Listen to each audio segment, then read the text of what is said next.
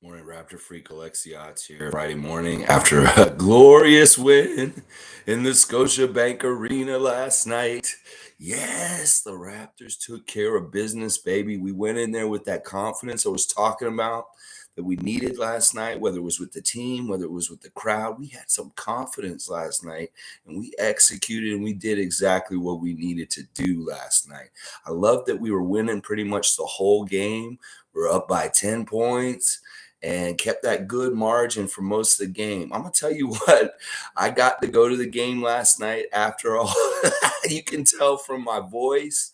I was very, very loud, and this is what I was saying last night because I ended up getting seats in the 100s, and I don't normally sit down there. And this was an important game last night. I got cost tickets from a season ticket holder. I'm in this private Facebook group, Raptor fans, that is comprised of a lot of entertainment people from around Toronto. There's comedians, people that run the comedy bars, people that are in talent agents. And I actually bought tickets from a talent agent last night for cost from him, and I really appreciate it, Steven. It was a great time. I really appreciate you for selling me face value tickets and allowing me and my buddy Chris Hillier to go down there and sit in your seats and get real loud. Oh, I'm not lying how loud I got. In fact, as soon as the ball tipped off and the Cleveland Cavaliers had the ball the first time, I was loud, defense. And everybody in my section looked at me and they were like, "What are you doing? What are you?" I was like loud and relentless and I did not let up. And it showed, y'all. I'm going to tell you right now, it showed. I think they heard me. And it was great. It was just great. I got some little sidelong glances. People were trying to shame me because I was being so loud. One lady actually went to the usher and complained about me. And the usher was like, "He's not doing anything wrong. And this is a basketball game. This is what people do when they come to a basketball game. They get loud." And especially when people have been in their house for 2 years because of pandemic, they've been pent up. They're ready to get loud. They're ready to come down there and let loose. And that's what we did, baby. We let loose, baby. Monique, good morning. So good to see you. Something tells me Fred's gonna need surgery. Yeah, he's moving real weird and slow. He's definitely not as completely himself.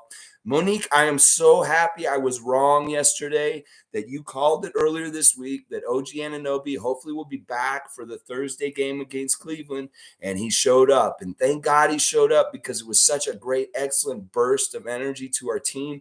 We see exactly all the really great things that OG brings for our team. It's important. That glue defense in the middle, just causing problems for different people around when they come by him, and just another plus defender out there that people have to really worry about. And then my gosh, he started shooting right away. This guy got our first basket last night.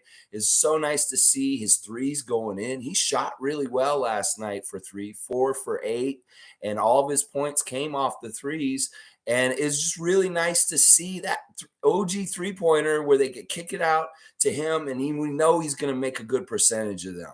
And the other thing that's really understated is the synergy between Pascal and OG Anunoby is so important in some ways. Like, these guys really enjoy playing off each other. They pass off each other really well. They get each other easier baskets. And it really showed last night how much OG helps Pascal in some ways, because Pascal was amazing. Pascal had one of his greatest games ever in his career to me.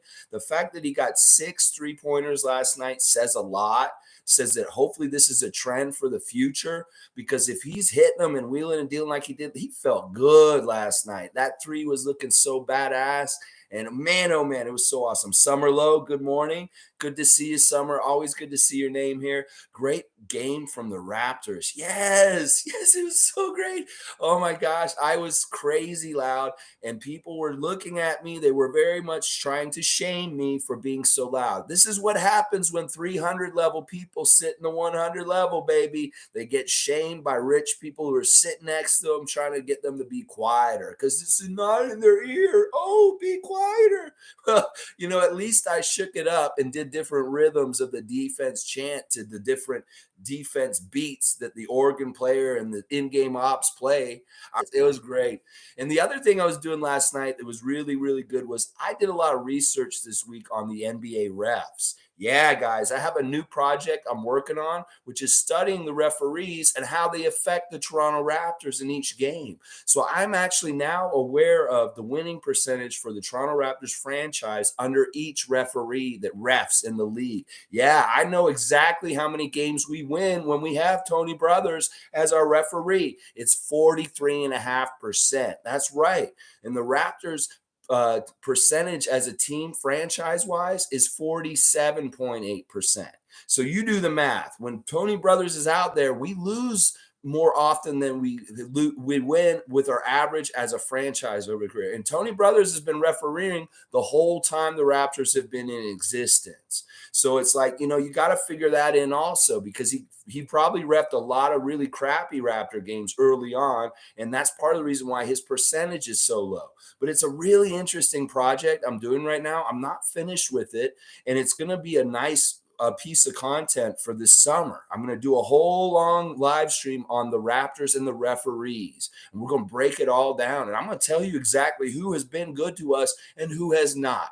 So last night we had 3 refs. It was a very veteran crew. We had Tony Brothers, Michael Smith, and JT Orr. And Michael Smith and Tony Brothers are both 30-year veterans. These guys are been the creme of the creme of the top of the NBA refs. And then JT Orr is a 13-year ref. So we had a really good experienced ref crew last night. Some people really hate Tony Brothers, but I'll tell you what I was doing last night. I found out all kinds of things about the refs. I found out that Tony Brothers' favorite band is Earth, Wind, and Fire. Yeah. So you know what I was doing? I was serenading him with Earth, Wind, and Fire during the game. I was telling him when they gave calls to us, like Chris Boucher gets a foul call and he gets to go to the line. I said, Tony Brothers, you're the best referee in the NBA. We love you. Toronto loves Tony Brothers. I came with a full force effect of love and appreciation for the NBA referees last night, just to try and curry their favor in giving us some good calls last night. I called them by their first name. I said, JT, thank you for that great call on this and that. I was just yelling it out, showing the appreciation to the refs, trying to get some favor for us. And it was fun. Oh my gosh. Yeah. Let's see what else is going on with you guys sitting here. Summerlow said OG looked like he was in pain after that block. There were a couple of times where different Raptors got different hits. There was that one time where Chris got a knee to the gut and he was bowled over like this. And like, this game last night was completely physical, and that's the game we win at. We need to play like this every single time we play. The atmosphere in the Scotiabank Arena last night was a playoff atmosphere. It was an atmosphere that the Cleveland Cavaliers as a team are not adjusted to. They had not played in a game like that, with that kind of playoff intensity from the other team with their defense and physicality, along with that crazy raucous building. That building was live action last night. I'm not going to lie. It was live action. We got it going good in there to help the team. We did exactly the kind of home crowd cooking that we need to do to help cheer this team to victories at home for this home stretch. Now, we set the template in the toughest game, one maybe the most important game. See, I was sitting at home yesterday after I did the live stream, and I said, I'm not going to the game. But then I saw that opportunity come up, and I said, I need to fucking be there. Because if they lose to last night and I didn't go to the game, I'm going to feel like I didn't do what I could have done to help them. So I went down there my damn self, and I got real loud right from the start, and I did everything that I tell people to do on my channel. Cheer defense every single time the other team has the ball, because it works. We saw in the first quarter, halfway through, after both teams figured out to make some shots, because they were missing bad at the beginning. Nobody could make any shots. That halfway through the first quarter, the Raptors turned it on, went on a 9-0 run, took the lead, and never looked back. Took that lead and kept going for the rest of the game. But all that bugging them near the basket, not letting Mobley or any of them jokers do anything nice down low. We were there. We were hitting them. We weren't letting them do nothing. And that was a big key to the game, was the physicality.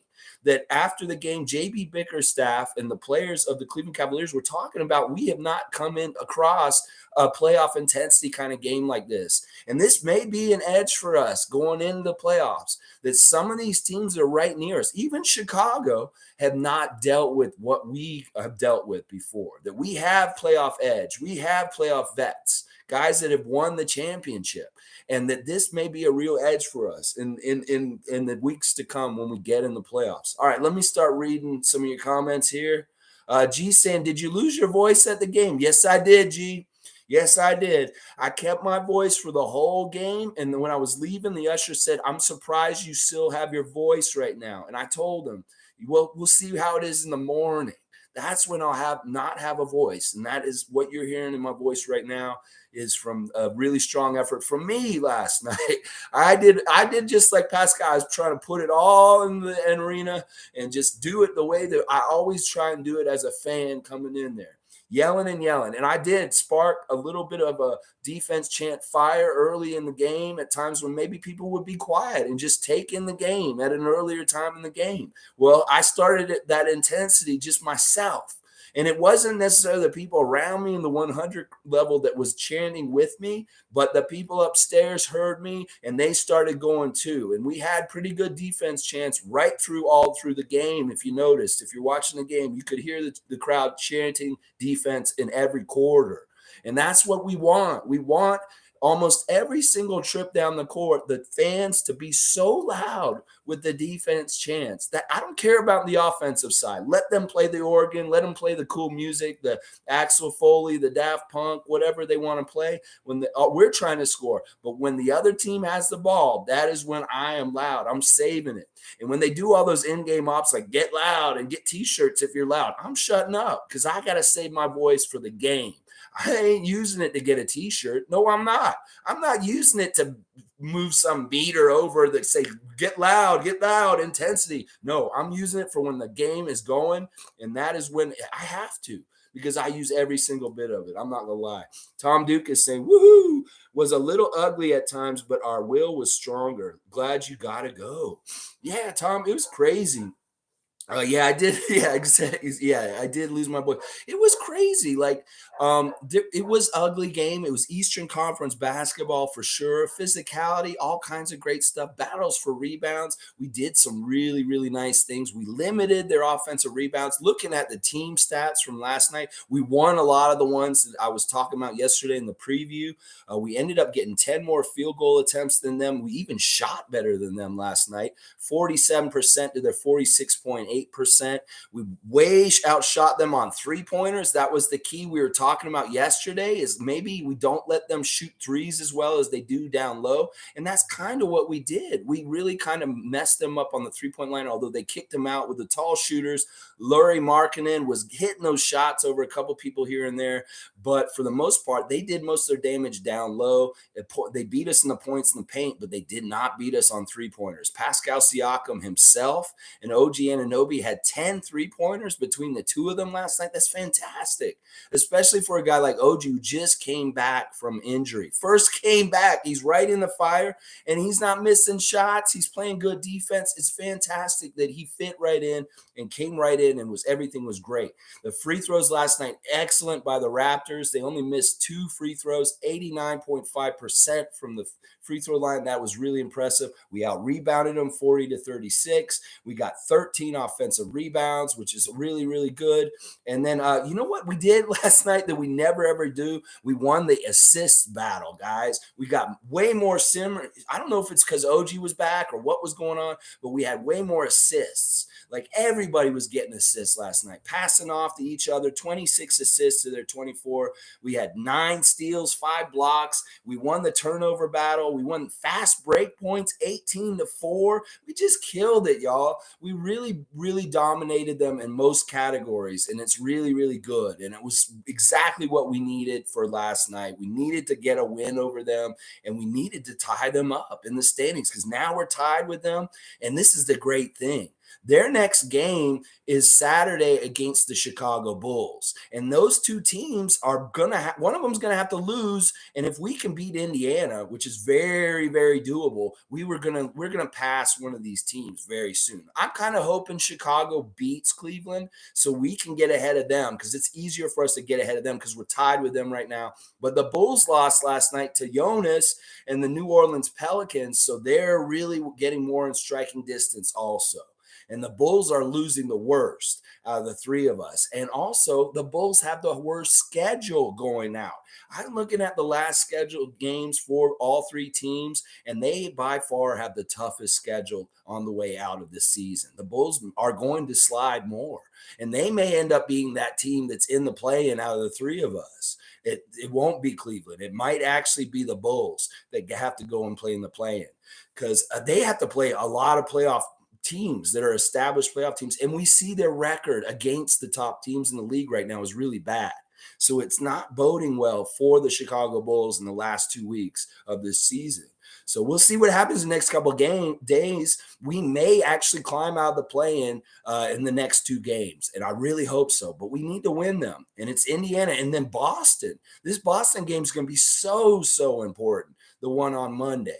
So we got to be ready for them. But Indiana's a nice little break. We can't take them lightly still, even though they're eliminated from the playoffs. But it is a must win. This is a lesser team, a team that's not going to make the playoffs, that we do need to make sure we beat, especially at home, because we've done really well against the Pacers all year. It would be really stupid if we lost to them now.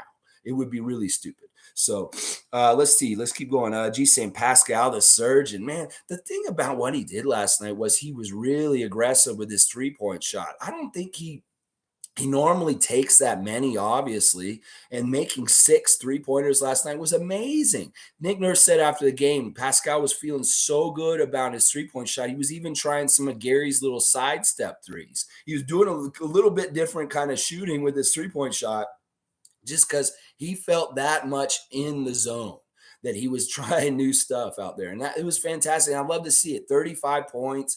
Amazing game by Pascal. Once again, we win when Pascal Siakam comes out there and asserts that he is the best NBA player on a court when he's out there. 35 points, 6 assists, 5 rebounds, 6 for 7 for 3, 12 of 20 from the field. I said when he shoots over 50%, we are in good shape. Pascal Siakam. And my friend Chris, who came to the game with me, he was like, wow, Pascal's so all around. He's all around. He's like, he's getting rebounds and assists. He's all around. I was like, yeah, this dude's like a Scottie Pippen, bro. He can do it all, baby. He can do it on the defensive end. He can get the threes. He can get the rebounds. He can do it all, baby. I love it. I love it. All right, Monique, what are you saying? What a game. What seats did you have? Credit Chris, by the way. Yeah, totally credit Chris. I have a lot of good things to say about Chris today. I was sitting in 106, Monique. I think you sat over near there. It's kind of in a little short section. It's really weird. I've never sat from that angle in the building for a Raptors game before. I've sat in most places in the building, and it was a kind of really cool angle to see. And you could really, people on the court could hear me. I know they could hear me because I'm only 19 rows up from the game, and I'm right there at the edge of the court, and I was being loud. I'm not gonna lie, I was saying some funny stuff. I was saying like, oh man, the stuff to the refs that I was saying to Tony Brothers and Michael Smith and JT Orr. I was calling them by their name, and I was being very, very civil and kind and nice. I was really trying to ingratiate our team and our crowd to the refs so that they would help us out. It was great. I loved it. There was a little bit of fishy stuff with the refereeing. Tony Brothers did take a couple of pauses to wait and look at stuff, but I love that he went and got that flagrant foul for us. That one time when C.D. Osman hit Scottie Barnes, that was a messed up call, by the way, like a messed up play where he hit Scottie like that and put him down. But Tony came and he watched the cartoons and he said, that's a flagrant foul. Raptors get 2 shots in the ball. And I was like, yeah, baby, these referees are calling it down the line. They're looking at it in an impartial way. And if they do that and we outwork them, they will reward us. And that's what happened last night. We outworked them, out physical them. That means we get rewards for it because we did put in the work. Oh, yeah, we did. Let's see. Tom Duke is saying Pascal is awesome. Chris's motor and his heart. That'll be interesting content about the refs. It is really fascinating content. Like I know the winning percentages for every single ref right now. We have some refs that we win like 70% of games when they're refereeing. And then we have a few refs where we only win 20% of our games. There are some refs that are not kind to us. And it's really interesting to see how it all skews with their years of experience and stuff like that. Like, let's take Natalie Sago, for example, the female ref that had an issue with Kyle Lowry.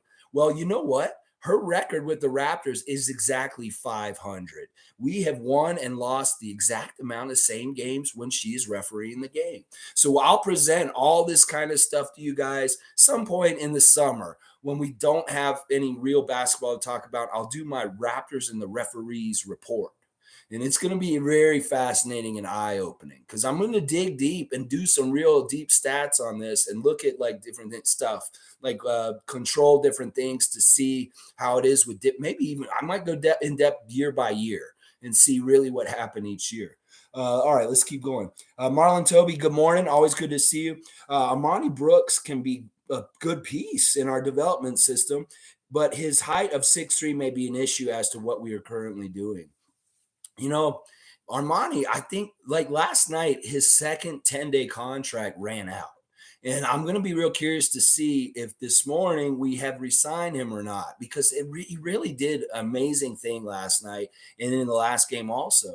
He is hitting his open threes like that. He's very valuable because he did hit 2 threes last night. He's playing an aggressive defense that's really, like Nick Nurse said last night, this guy's so springy. He's so good at moving laterally. He's really quick. He's aggressive. He wants him to amp up that intensity on the defense and go for it. In fact, that one play where he blocked the guy and kind of stole the ball, that was because Nick Nurse said, you go all out.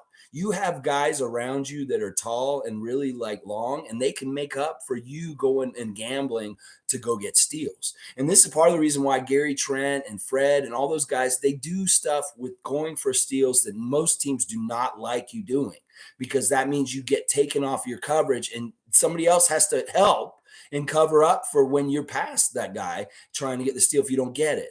So our team is so talented behind the Steelers that they want them to do this. They want them to be as aggressive as possible because they know somebody's going to clean it up before they get to the basket. So Armoni Brooks has been told by Nick Nurse to be as aggressive as possible against his second nature, as far as like worrying about being in the defense still, because they want him to cheat. They want him to go for steals because we can make it up with our defense behind him.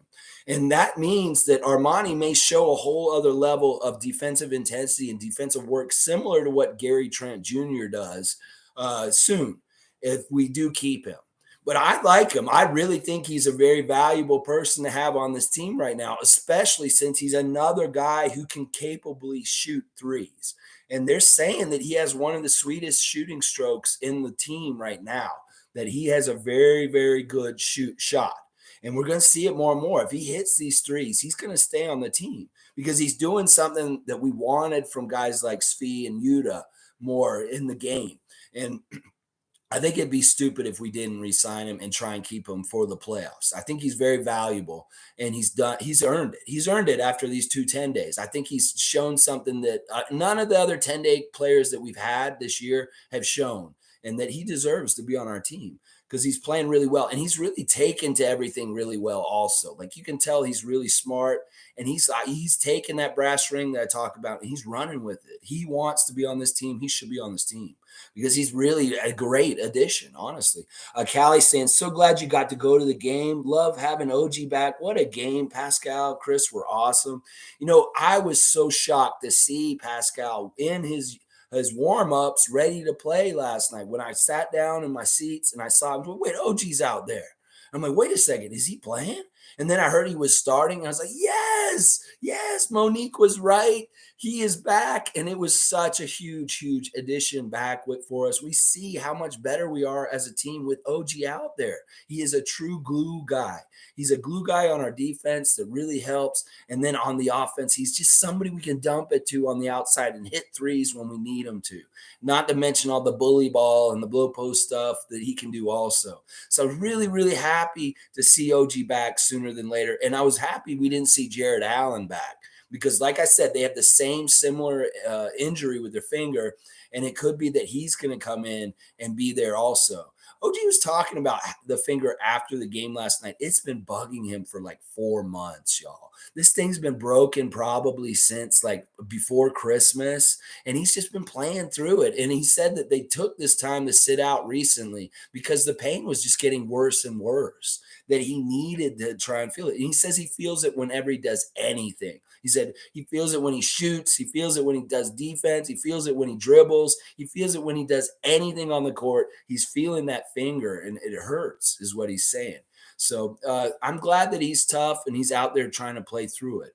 But yeah, we have a couple of guys that are hurt right now. It looks like Fred's injury is pretty bad. But the thing is, Fred is valuable out there to distribute and just be a decoy and do all kinds of stuff. He did really good job last night, even though he only got 10 points. He was really helping everything and facilitating, helping the pace of the game. And he did have the most minutes on the court last night for our team. 39 minutes for Fred. He had the most minutes of any Raptors. So it's tough. You got to do what you got to do. You got to balance that health with what you got to try and do with the playoff run right now. And it's going to be a tough balance. It's not always going to be, hopefully it'll be all right. Let's keep going. I love seeing all the comments already, guys. I'm going to get to every single one of them.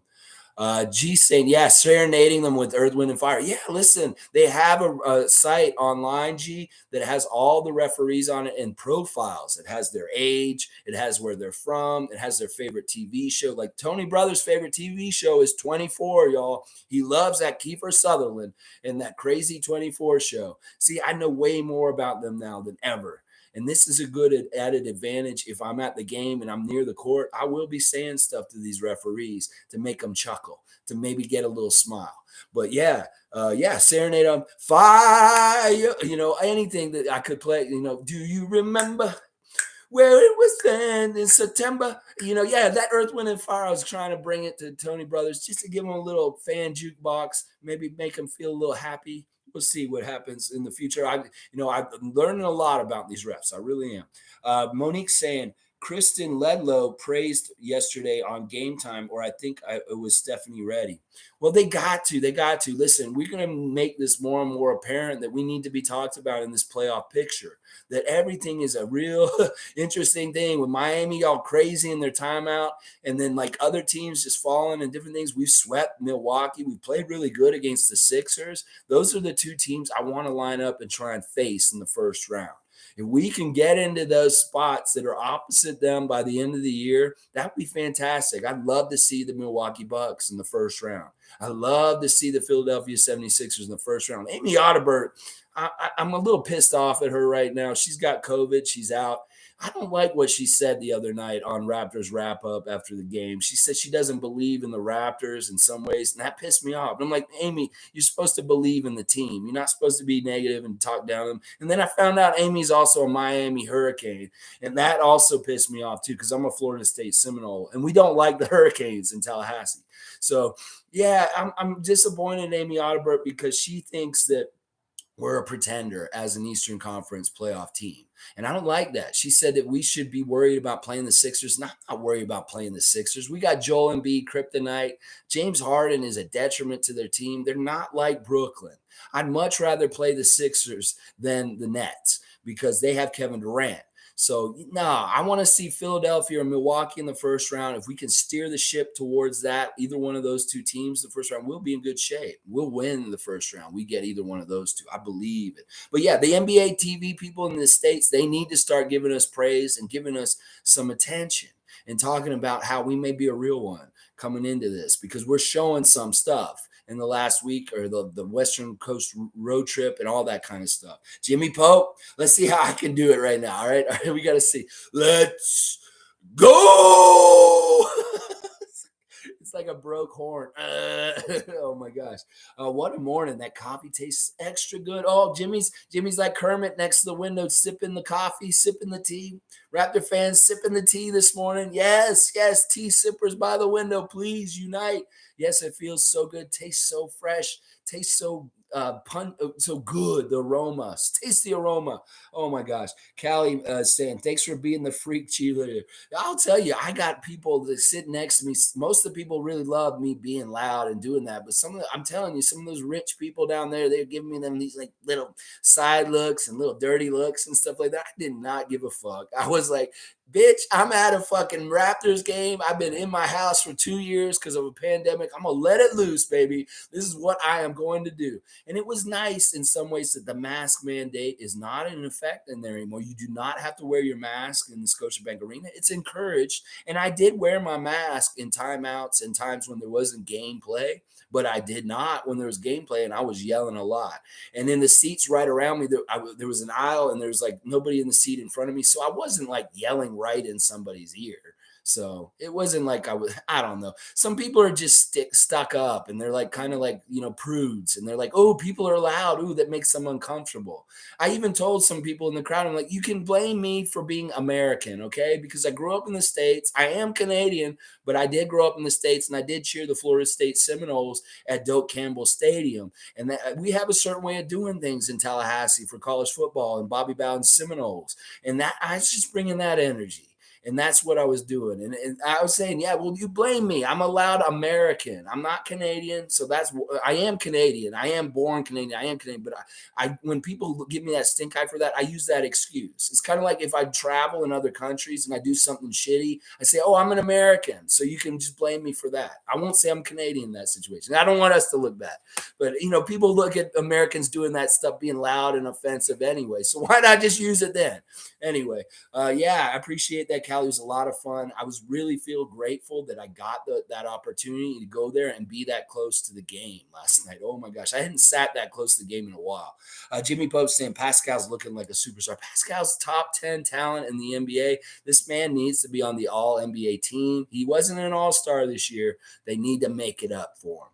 They need to put him on an All-NBA team. I don't give a shit if it's the second one. It could be the third one, maybe even, but he needs that recognition at the end of the year because he is a top talent, and too often in games now, and this is great, he is the dominant guy, the best player on the court between the two teams. And I love that. I love that. He did it again last night. Raptors superfan Monica saying, thank you, Armani. Thank you, God. Free throws. So much good stuff happening with the team last night. I love that we kept that cushion the whole game. There were a couple times where Cleveland would try and surge back at us, but they couldn't do nothing. We kept scoring on them. We did a lot of really good things last night. The defense was fantastic. All the stuff right near the basket with agitating their shots and stuff, like Evan Mobley couldn't operate. Evan Mobley couldn't do nothing. They came down low. They were not getting easy shots. They were getting hit, and they were missing a lot of bunnies because we were right there. Precious, Chris, Thad, all down there just messing them up in different ways. I love it. G saying Fred assisted very well, paced himself with his knee and shot less. Yeah, that may be what we need him to do for the rest of the end of the season and partly in the playoffs. And maybe he might have to step up and do big things in the playoffs to help us win some games. But at least for right now, in the rest of the regular season on the way out, just cruise control, Fred. Play off your other guys. Make them do the work. You can facilitate them and set them up and do some of the stuff that G's talking about here, because that, you can be helpful to us even if you're not one of the main focus scorers. You can set up the other guys. You're really good at that. I think Fred did great last night, honestly. He's 4 for 9. That means that's pretty much almost 50%. 2 3-pointers, 8 assists, 5 rebounds. Once again, Fred's always getting way more rebounds as a short guy out there. That's really impressive. 1 steal. And you know what? Fred got 2 blocks last night. I don't know. I didn't see him. It probably was just his strip thing again that he does where he strips the ball from somebody. But because he comes down with a hand motion down like this, they call it a block. And maybe the player's coming up with it like they're going to shoot, and he hits it down. They call it a block. It should probably be a steal. Because like Fred shouldn't be getting a whole lot of blocks. He should be getting a lot of steals and stuff like that. So let's keep going. G saying Cavs have 2 back-to-backs in 5 days. This is great. This is gravy. There's so many things. We have great schedule coming up. We have a really great schedule. 4 home games in a row, go to Orlando. 4 home games in a row, go to New York. And that's it. We're done, baby. We got to get these all out of the way and done. I'm going to be at the Miami game when Kyle Lowry comes back. That's the next game I'll be at, and I will be bringing this energy once again. Oh, yeah, I will. Oh, yeah. Monique's saying, believe my predictions. Yeah, I do. I really do need to start listening to you, Monique. For some reason, you have a very savvy intellect as far as, or like a feeling about things. And when you said, I think you said it on Sunday, the first day you said it, that you think OG would be back on Thursday, and you were absolutely correct. And I love that you were right. Yeah, I will really take some weight into what you say. And when you say something, I'm like, okay, well, Monique's usually right, is what I'm gonna say. I like Fred's game. He chose when to shoot, assisted well, defended very well, and paced himself. Yeah, he didn't take away from the game.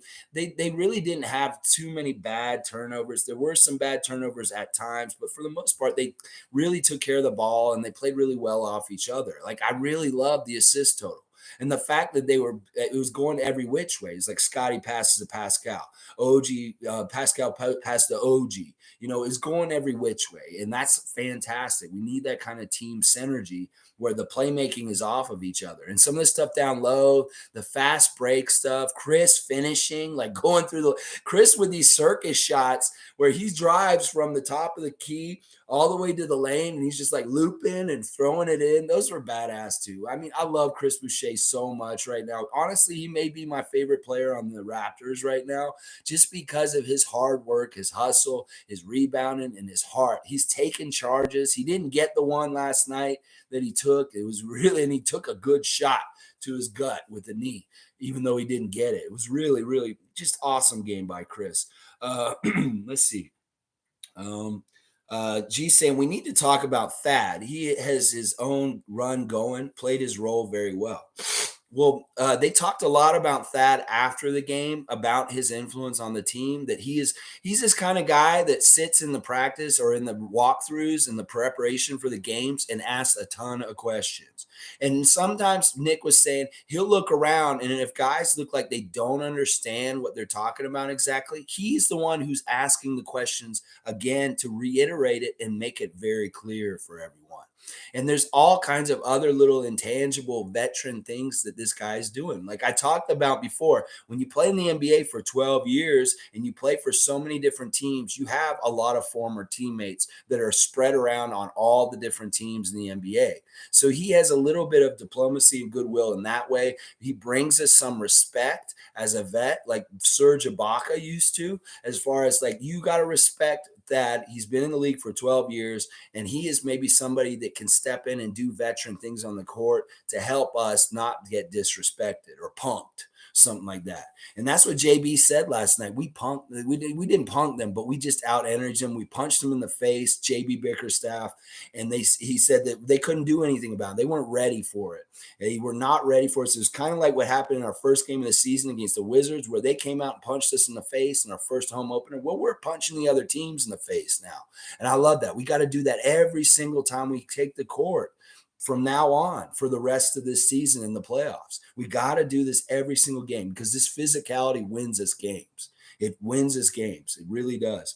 All right, yeah, but I love that. Last night, I loved that. And one of the things I want to say about the Raptors off the bench, okay, is that these guys were filling the stat sheet. If you look at Armoni Brooks and Thad Young in particular, these guys got a stat in every one. They each got steals and assists and rebounds. They were getting everything. Like Armoni Brooks, 2 for 6 from the field, 2 offensive rebounds, 3 rebounds altogether, an assist, 2 steals and a block, 6 points. This guy was filling up the stat sheet. He got a little bit of everything. And Thad Young was another one that did that too.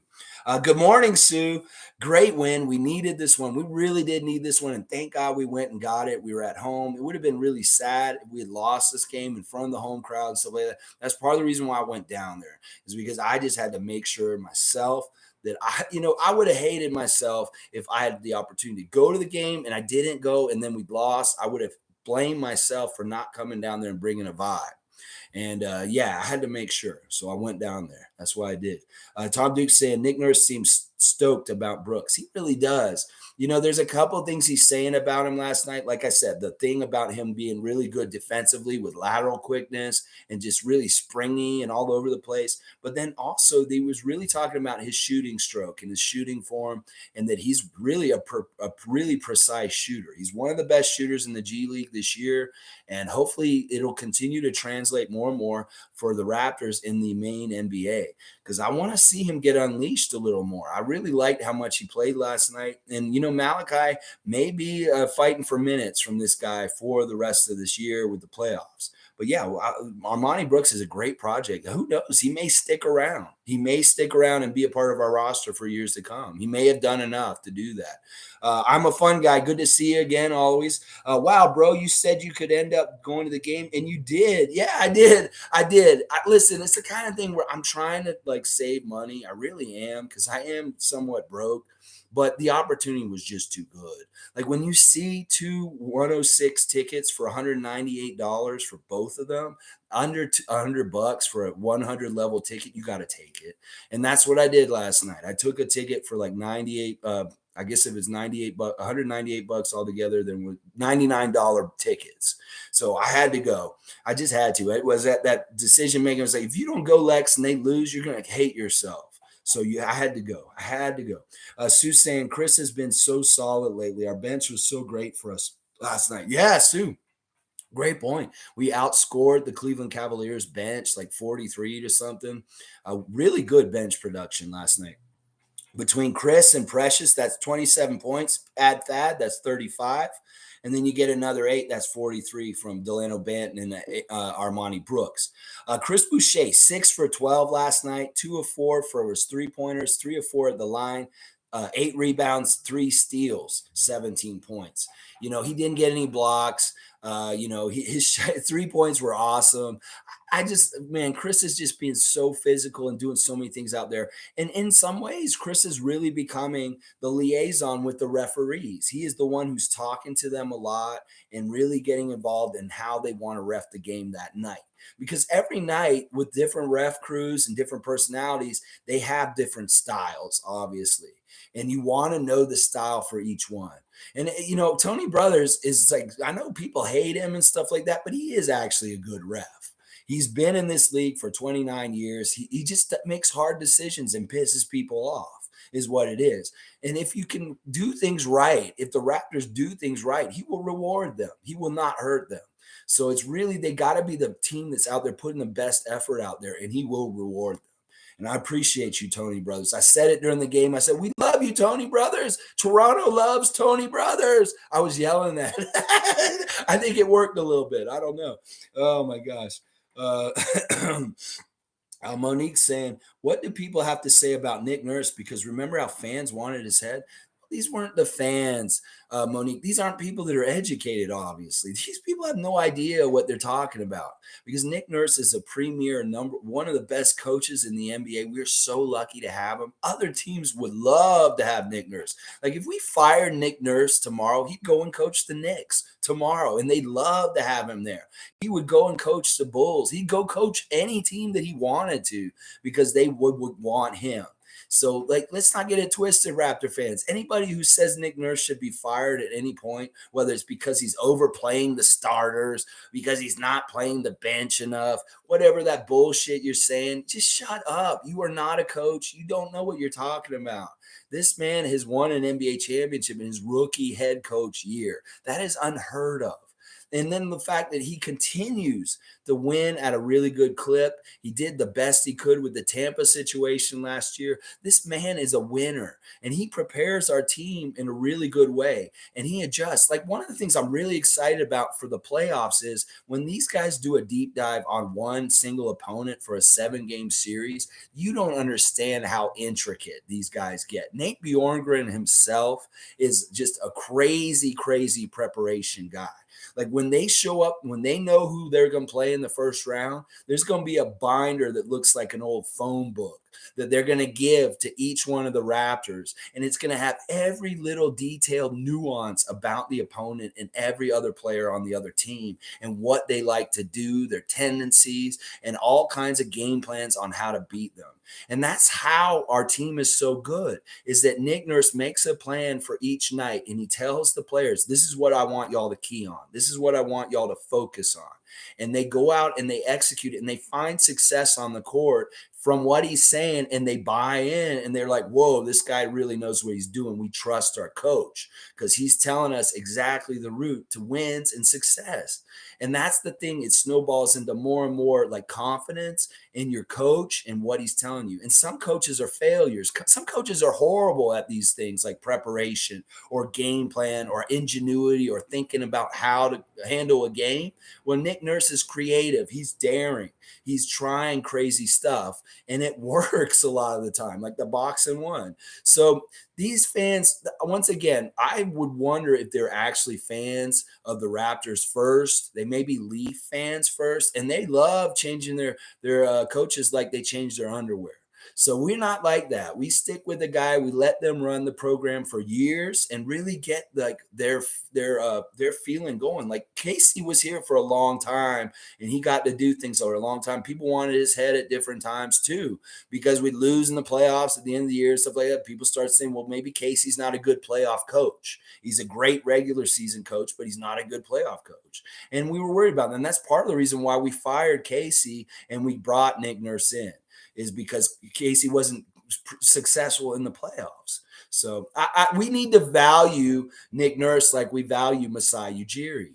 Masai Ujiri, obviously people value him. So give him the same kind of respect and say, like, yeah, we need to keep Nick Nurse. So, Monique, these aren't real fans. These may be fans of other teams that secretly want Nick Nurse, and they're trying to get our fan base to turn on him and say we need to fire him, which is, there's a lot of that kind of insidious stuff that happens in fan base on social media and stuff like that. So Celtics fan infiltrates Raptors fan group and starts posting bullshit just to stir the pot.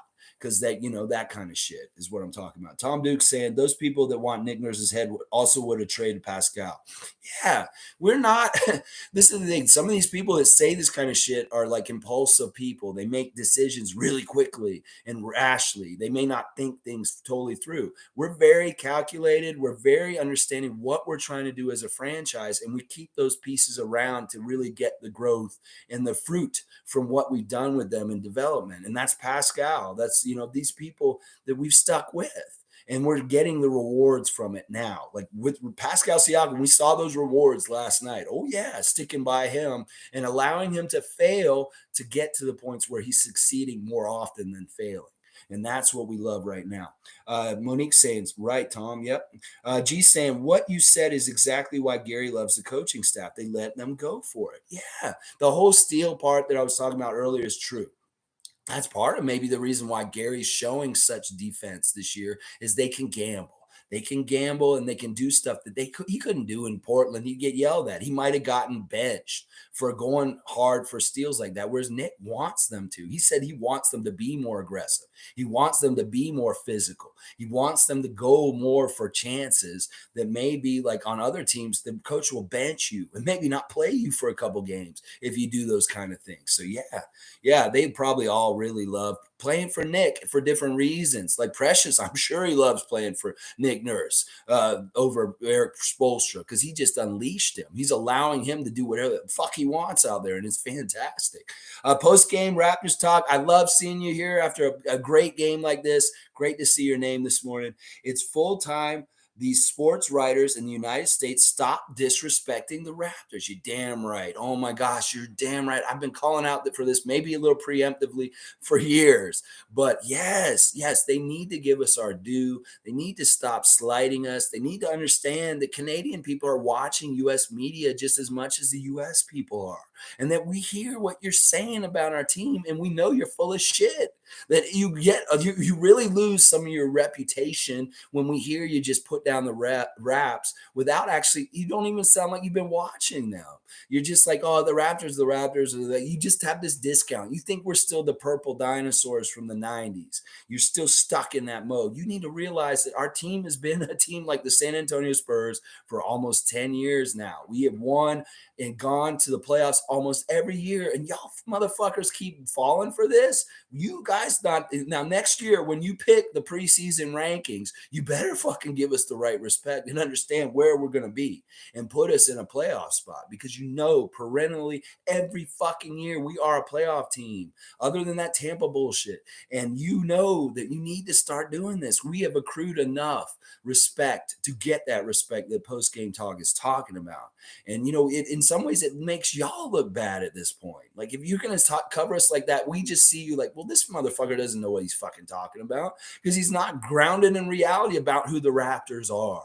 And they really need to start realizing this, because it's going to be a credibility thing at some point where it's just like, you have no credibility because you're sleeping on the Raptors. So yeah, Sue saying your voice is a little raspy today. You must have been screaming at the top of your lungs at the game last night. Attaboy, way to represent.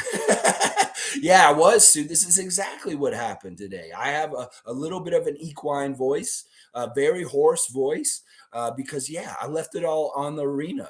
They left it all out there.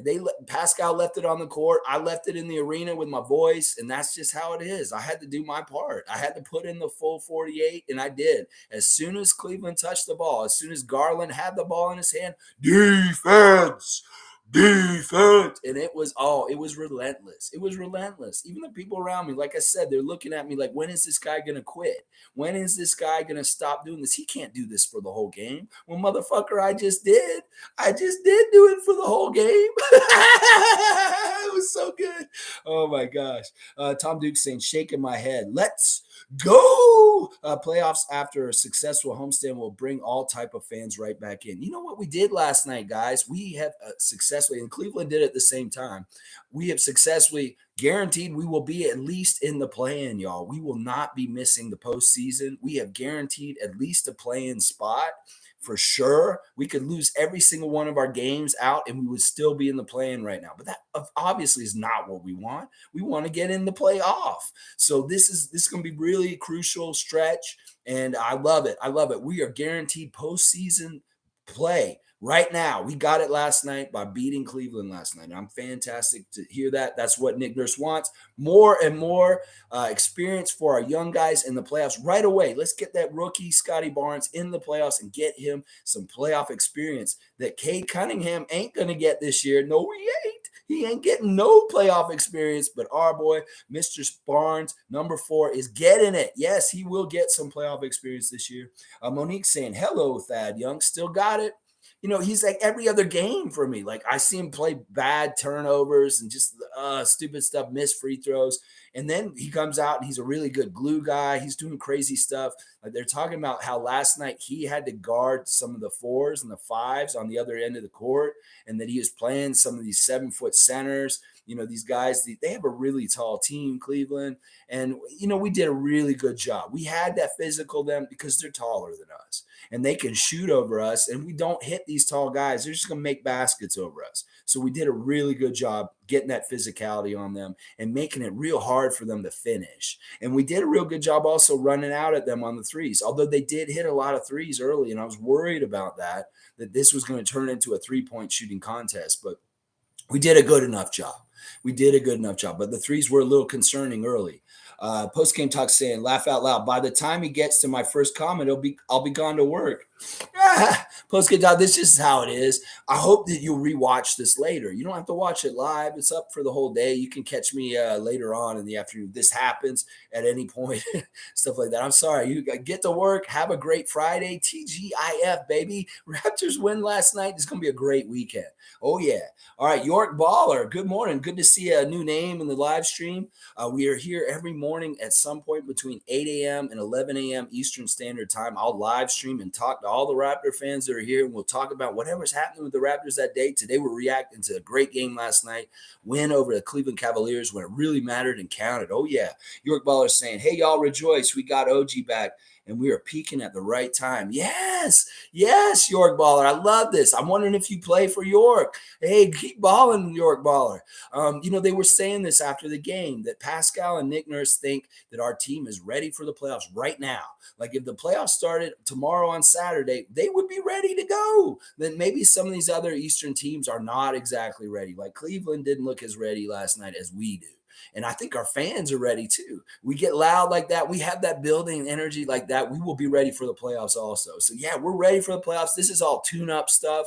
We need to be smart about resting our main guys who've gotten a lot of minutes this year so that they feel good going in. And also, we just got to watch out for different things. We do not need anybody to get hurt in the end of the season. We need these guys to heal up more and more and just, be in good place. And feeling good, the team playing at a good level and stuff like that. Like they said, their development and their synergy and from their reps and more time on the court is fast-tracked and gotten better and better and better and better. You see the advances and the gains in games from Scottie and Precious since the All-Star break, and you see more and more good synergy, more great passing, more like on the same page in different ways. And that's been badass this whole season. I was really hoping for it from the beginning of the year that by around this time of the season, they would be clicking like this. And it's really fantastic to see. It's badass, and I feel real good about the playoffs and how we can do. Oh, yeah. Especially when we get some games in the Air Canada Center, Scotiabank Arena. Oh, yeah. Hey, Judstown Link, good to see you again. Good morning, all. Did everyone wake up with an easy smile day? Woke up with a hoarse voice because we were in section 106 doing our part at the game last night. Oh, my gosh, my voice is gone. Yeah. Oh, man, it was a great game. Like, honestly, I was a last second kind of a decision. I'm lucky my buddy Chris Hillier, who used to work for Pizza, was available, and he was willing to spend a dime on a $100 ticket like I was and go to the game with me and get loud. He's my friend that I went to the first game of the NBA Finals against Golden State in 2019 where I got this flag behind me. You see that We the North flag behind me? I got that at game 1 of the 2019 NBA Finals against the Golden State Warriors that we won. First ever finals game played in Canada.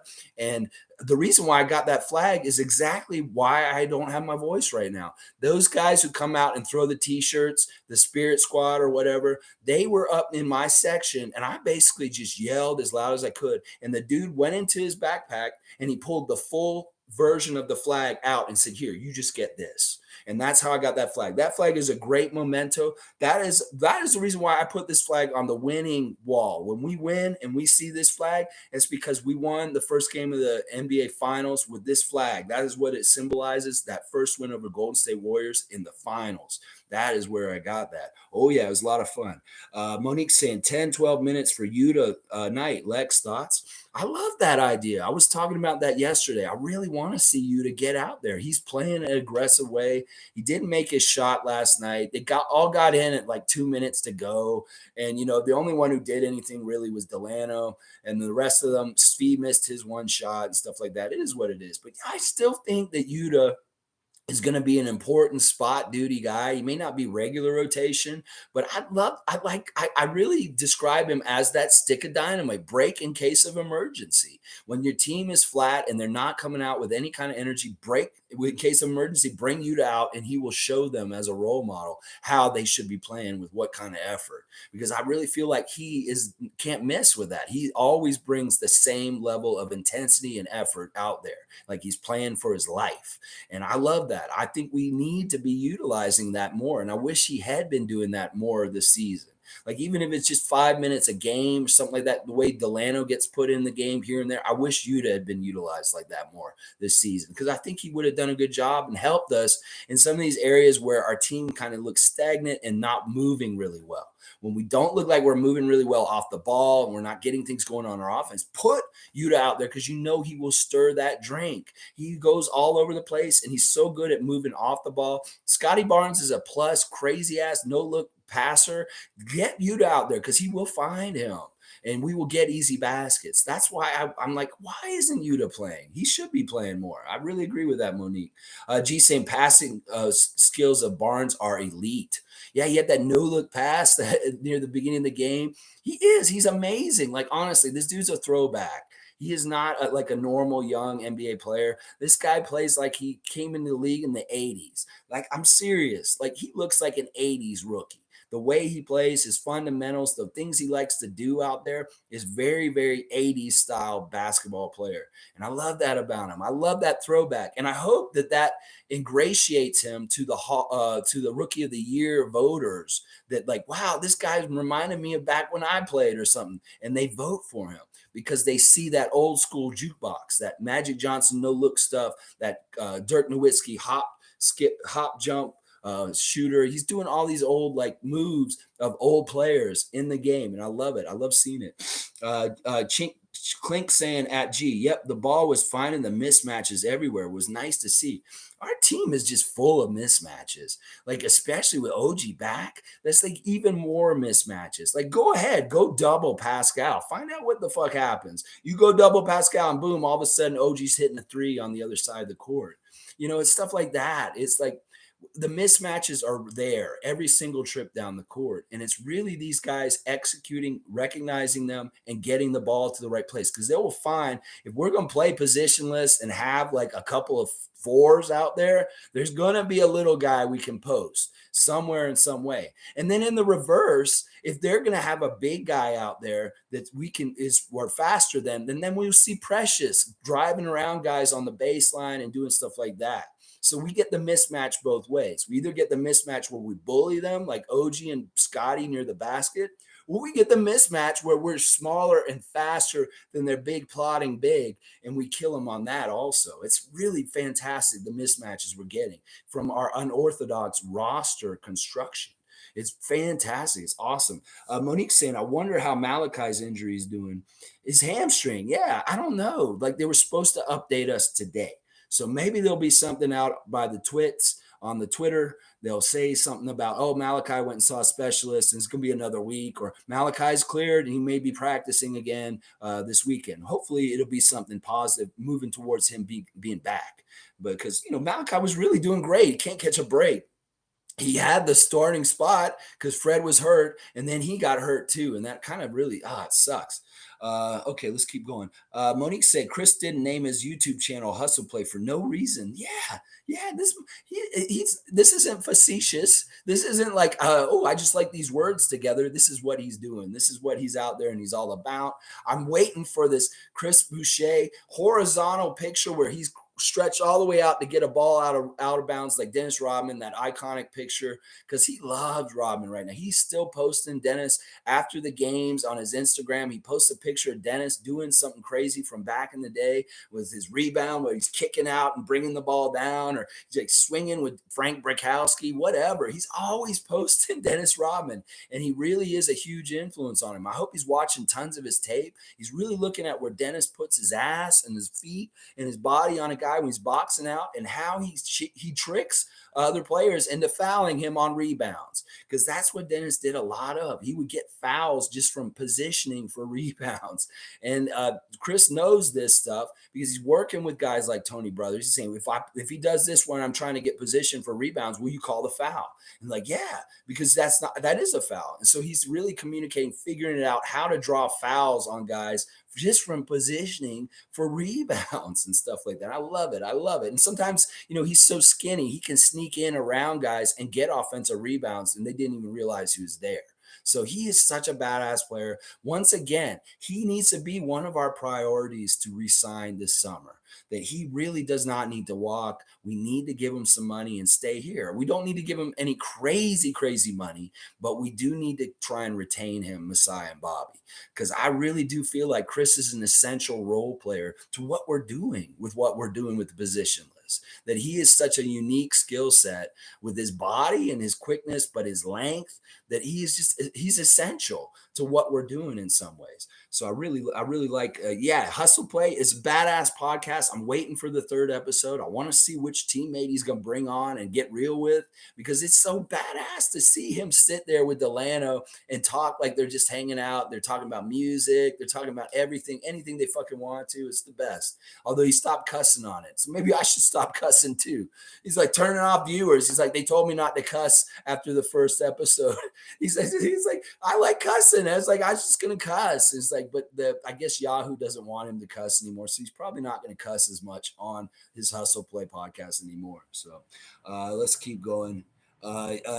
Clink saying, hi, I watched the one with Delano. It was great. Well named for sure. Yeah, it's fantastic. It's my favorite Raptors content right now. Chris Boucher Hustle Play, because it's just real. And it gives you it's like the inside open gym gives you a certain level of insight and inside, but you don't hear them talking and the way they really interact like they do on that. It's just fantastic. G saying Sixers and Knicks fans want Nurse. Oh yeah, any of them want Nurse. Like honestly, like they would love him in New York. I mean, they'd love him in LA. They'd love him all kinds of places. Yeah, Nick Nurse is not going to be looking for an NBA job if we fire him. They're going to get him right away. So we can't do that. Let's keep him here. He's very happy here. He's working real well. So yeah, these fans aren't fans. Once again, anybody who's talking about shipping people out when we're struggling or doing things wrong, they're not ones that are sticking with the team and letting them gut through tough times. That's what we need to do. We need to understand there's ebbs and flows to everything. And sometimes we're going to lose. And that's not the time to just willy-nilly say, we need to call for some heads. No, you don't do that. That's not how you fix things. You adjust and you make adjustments. You try better, you get healthier, and good things start to happen. So that's really how it works. Monique saying, more hardware coming your way, Scottie. Nice atmosphere last night. Really cool to see Scottie hoist the Rookie of the Month award at the beginning of the game. I was really glad to be there personally in attendance to see that. He's a smile standing there. And of course, it's a little bit of a burn with Evan Mobley standing over in the corner with his team. And this guy's hoisting the Rookie of the Month award. Man, this is such a battle. And if we really look at that matchup last night and see who won it last night, they both got around the same amount of points. What did they get? They both got 11 points, guys. Very similar stat lines by both of them. 5 of 7 for Mobley, and Barnes was 4 of 9, so he didn't shoot as well as Mobley, but he shot better at free throws. He had 3 for 4 at free throws, and Mobley missed 2 free throws out of 3. He had 8 rebounds, Mobley. Barnes had 6 rebounds, but he had 4 assists, and Mobley only had 1 assist. Very comparable stat lines, but obviously if you got to give the edge to somebody, you got to give the edge to the guy who had the team that won. And that's why, Scottie won that rookie matchup last night, because very even scoring and very even everything else, but we won.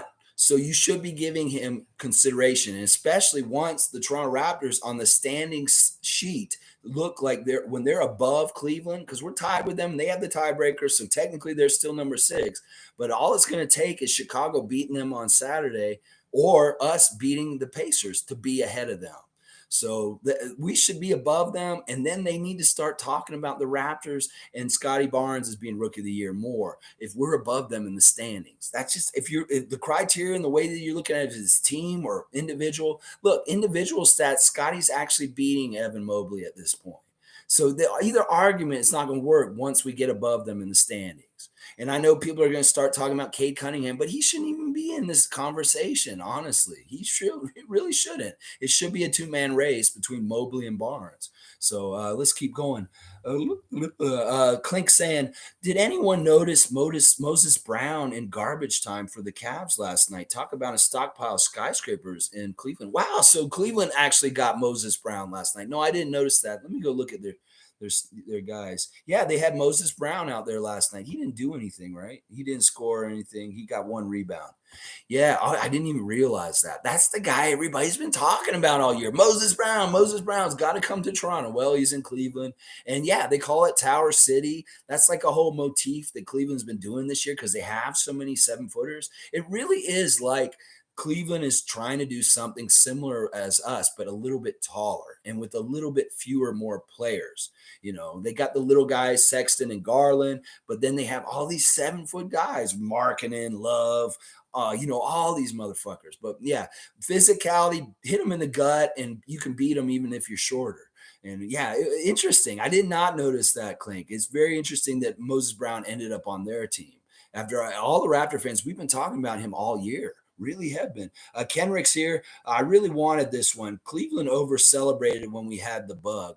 Oh man, yeah, this was some good get back. Because the 3 games against Cleveland this year have been very frustrating and very awful. The 1-point loss after leading the whole game. I was worried a little bit that could have happened again last night just because we were leading the whole game.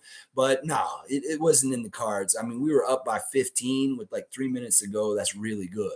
And then, yeah, the game that shouldn't even been played, that one game where we went to Cleveland and we had 4 of our players with 4 G League players, that was a fucked up loss. And if you think about it, if they had postponed that game correctly, like they should have at that time, and we played and made it up later and won that, then the series would be tied 2-2.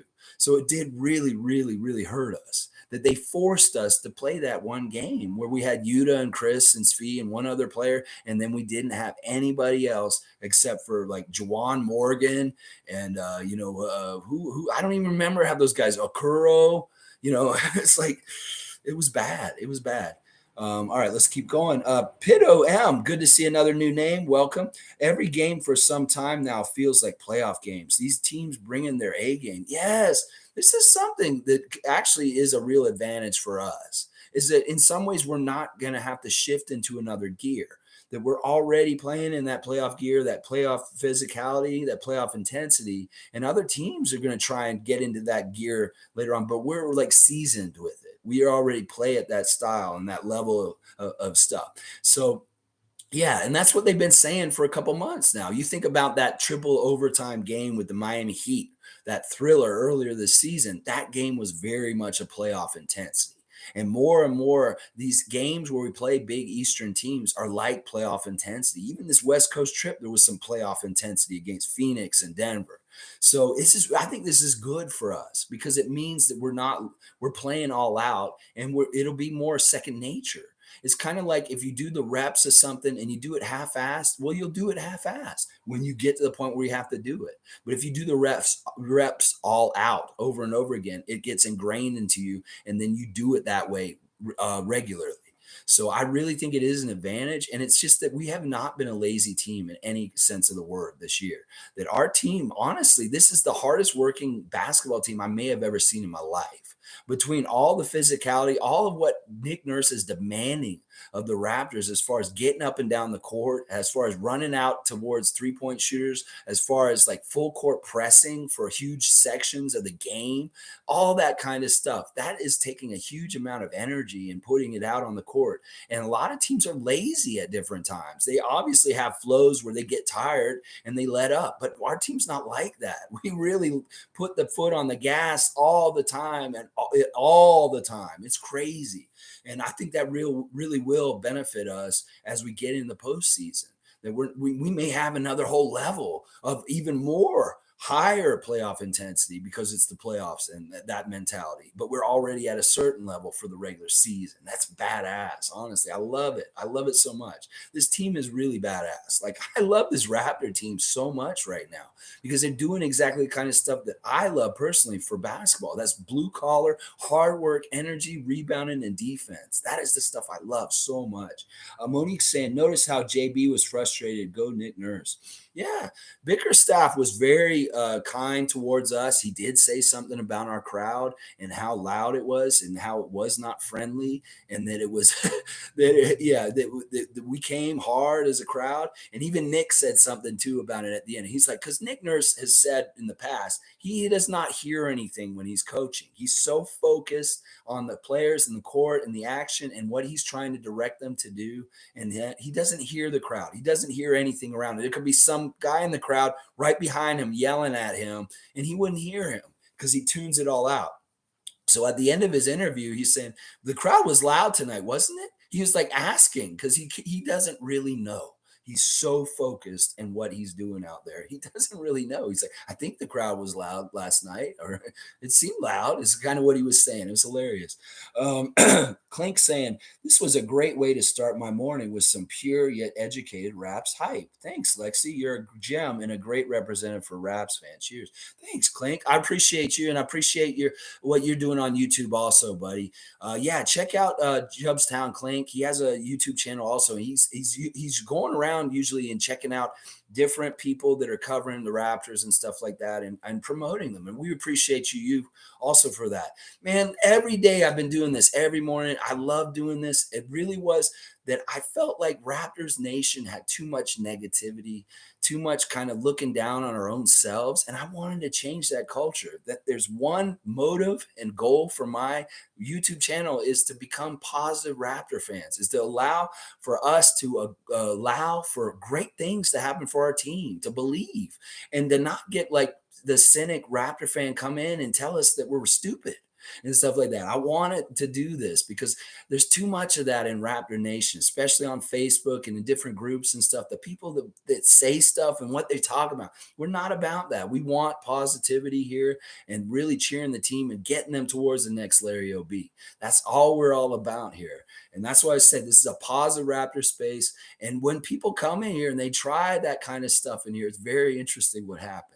Usually the comments see it first and they get all over them. But when I see the comments, then it's on. It's almost like a wrestling promo because I will go off.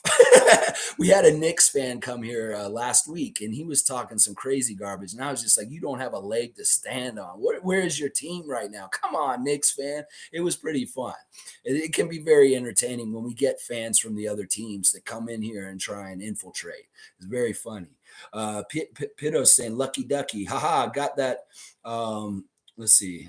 Got that same one hanging in my living room. Yeah, it's a great flag. If I had a flagpole in my yard, I'd fly it like the maple leaf. I put it out in front of my house. But it really is a prized possession of mine, and I'll always. It's my memento of that game.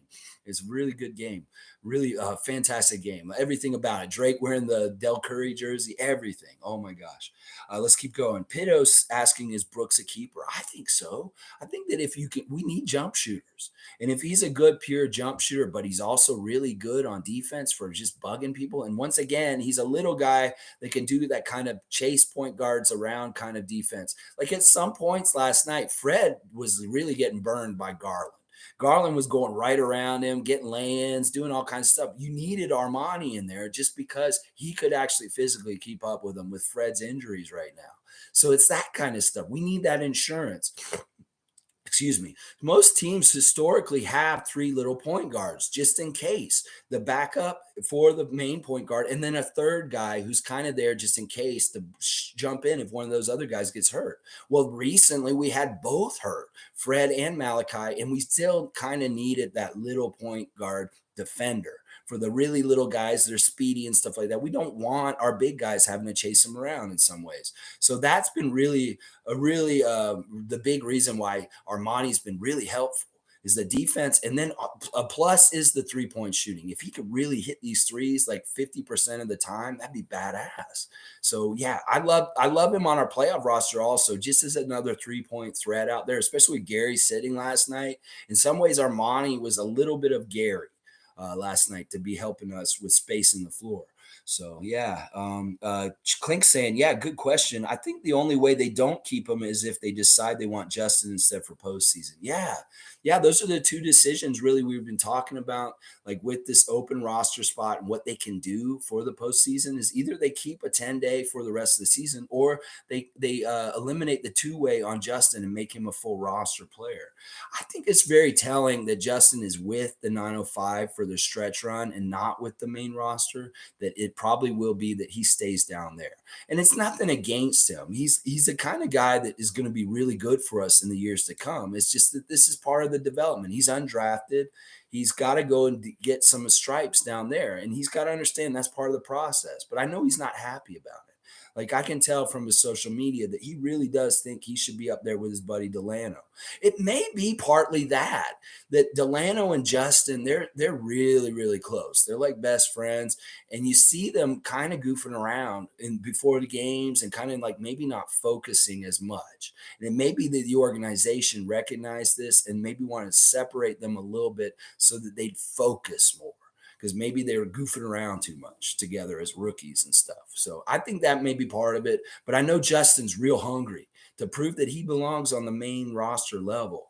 And, it'd be good for him to go on this run with the 905 and help them win a championship because you'll be doing the same thing that Pascal and Freddie did and Chris Boucher and his path. You got to go this way, Justin, to make it to the main roster as a regular rotation guy. And I think that I would rather, when we're talking about the decision we're just talking about, Clink, I think I'd rather keep Brooks and have him for the playoffs and just let Justin stay two-way and not make him a full roster player this year. Yeah, I think that's probably what they're leaning towards at this point, especially after last night. But they got to make this decision because his Armoni Brooks 10-day contract, his second one ran out last night after the game. So they're going to announce what they're going to do with him very soon. They'll probably do it today or tomorrow. We'll see what happens. All right, let's keep going. Tom Duke saying, hey, Jubs, always the best way to start the day. Alexi knows a whole bunch of, thanks, Tom. Really nice words, Tom. I really appreciate Tom. Tom's one of my favorites, honestly. Like, Tom, once again, I'm so proud of you for getting that trivia question on Wednesday, getting on the boards in the trivia for the season. I know you've been trying the whole year and finally you got on there. I'm celebrating that just like I'm celebrating last night, buddy. I really am. Raymond Jacob, man, good to see you. I saw you saw my stuff on Instagram last night. Going back to the nurse comment, if you fire Nick, who would you even replace him with? I know, it's ridiculous. It's like Earl Watson, maybe. I mean, this is the thing. Earl Watson is being groomed right now to become an NBA head coach. There's other teams that really are wanting him now. They're salivating at the idea of getting somebody who's worked with Nick Nurse, even for just one season. I hope we can keep Earl for a couple seasons because I really do understand this guy's doing really badass things for us with developing our players to be better offensive players. Like I really think that a lot of what Pascal Siakam has done with his leaps and bounds and his offense is partly because of Earl Watson and his coaching with him. So I'd like to hold on to him, but he's the kind of guy that maybe, he could step into his spot. But this is the thing we got to realize, y'all. Nick Nurse is a very young coach. He's a very young coach. As a coach, he's very, very young. And he's got tons of experience already, 20 years of experience as a coach, even though he's a young coach. And that's the thing. He could be like Popovich. Why don't we let him hang around for like 30 years? And let's see if he can get that many wins like Popovich. What would you be upset if Nick Nurse was still our coach in 2035? Would you? I wouldn't. I would not be upset if Nick Nurse was still our coach in like over 10 years from now. So let's think about it that way. Let's make him like a Coach Pop because Coach Pop has been very successful. They can be very similar in their careers as far as making the playoffs year in and year out and him accumulating a lot of wins. So maybe we want to keep Nick Nurse, like we want to keep somebody around for a long, long, long time. And then maybe one day he's up there in the coaching ranks and battling for like top wins up there with guys like Lenny Wilkins and Don Nelson and Greg Popovich. So we need to look at it that way because coaches are a little different than players. There's motherfucking fans that want to change players and coaches like they change their shirts in the morning. It's just stupid. It's like you want that continuity. If you have something good going, keep them. That's what Greg Popovich is. That is what Nick Nurse could be. And we need to really start thinking that way. So let's tenure his ass and get him so he can't leave, ever. Clink saying at Tom Duke, I was at 905 last week and got a chance to chat with Nav for a bit. I love the idea that guys like Alexi and Nav are representing us. Good people, true fans. Nav Bhatti is so awesome. I can't wait to see his biopic movie that they're making with Cal Penn. I was noticing last night that Nav was not throwing his towel. I was like, why isn't Nav throwing his towel during the free throws? Because that was one of his signature things to help the Raptors. Maybe that I was thinking maybe that Devin Booker and the Raptor incident may have messed up that for Nav because he didn't even have his towel. He wasn't tossing it or doing any of that. And I thought it was weird. But yeah, hey, being in the same breath as certain people's names like Monique, Nav, Chev, I'm very, very pleased to be in that company and being talked about in that kind of way. That's very, I appreciate that's a compliment, a big compliment, Clink. I appreciate that. Sue's saying similar stats with Mobley and Barnes all season, but I really believe that Barnes is more versatile and does things that don't always make the stat sheet. Yeah. Oh, yeah. That's for sure, Sue. Like if you're looking at intangibles and different things, Scottie, man, the thing that impresses me the most about Scottie is he's put in so many positions where he has to make split second decisions, like instinctual decisions, and he's making the right ones. Like normally a rookie has to have a certain amount of failure in the decision making. Like, oh, no, you don't do it that way. But he actually came in really with a savvy understanding of how to do winning plays in the instant in all kinds of different ways. And that's a big difference to me than him and most of the other rookies is that he came in like it's like I said in the past, if you buy a new computer, sometimes it comes pre-packaged with the Microsoft Word. All this stuff is already downloaded on your computer and you got it already. This kid came in already with a hard drive full of all the important files that he needs as a rookie and an NBA player. And he's using them and he's so successful. He more often than not makes the right decision. He's really not often you see him loft the pass into the stands like he did against Chicago the other night. You know, he's not making those kind of mistakes. In fact, he's more often making the no look good instead of missing it or something like that. Sometimes his passes have a lot of speed on them. Like he's a pitcher in the MLB. He puts a lot on them and it's hard for them to handle. But let me do this real quick. Sorry. But that's just them adjusting to what they need to realize Scottie's capable of as a passer, that he will bullet pass you a pass, no look, all of a sudden. You need to be ready. Hopefully he'll pass it in a way that you can get it easily. So man, I'm so impressed with Barnes. Obviously, we're biased and want him to win Rookie of the Year, and I really hope he gets it. He should be strongly considered. And I hate to think that he won't get it because of a bias against Canada and the way that the U.S. media looks at us. I really hope that that isn't the deciding factor in the end. That if they're both even and they're going to do that because well he's on an American team, that's going to piss me off. But like we said, that could be a dual-edged sword that's really good. Either he gets the kudos, he gets the hardware, he's the rookie of the year, or he doesn't get it. He feels slighted and he goes on revenge tour next year. Yeah, he shows everybody that he should have been the rookie of the year. And that and in that way, both are attractive. Both can be very attractive. So let's see. Raymond Jacobs saying Mobley's not rookie of the year. I don't even feel him on the court out there. But Scottie, when he's on the court, I can't take my eyes off of him. Yeah, this is you're right. Mobley last night wasn't very paramount or in the forefront. He might as well just been another 7-foot guy on that team milling around on the court and stuff like that. It's really more Markkanen and Love and Garland. You're seeing them and doing stuff like that. But yeah, even Karis LeVert, he was more of a player off the bench doing stuff.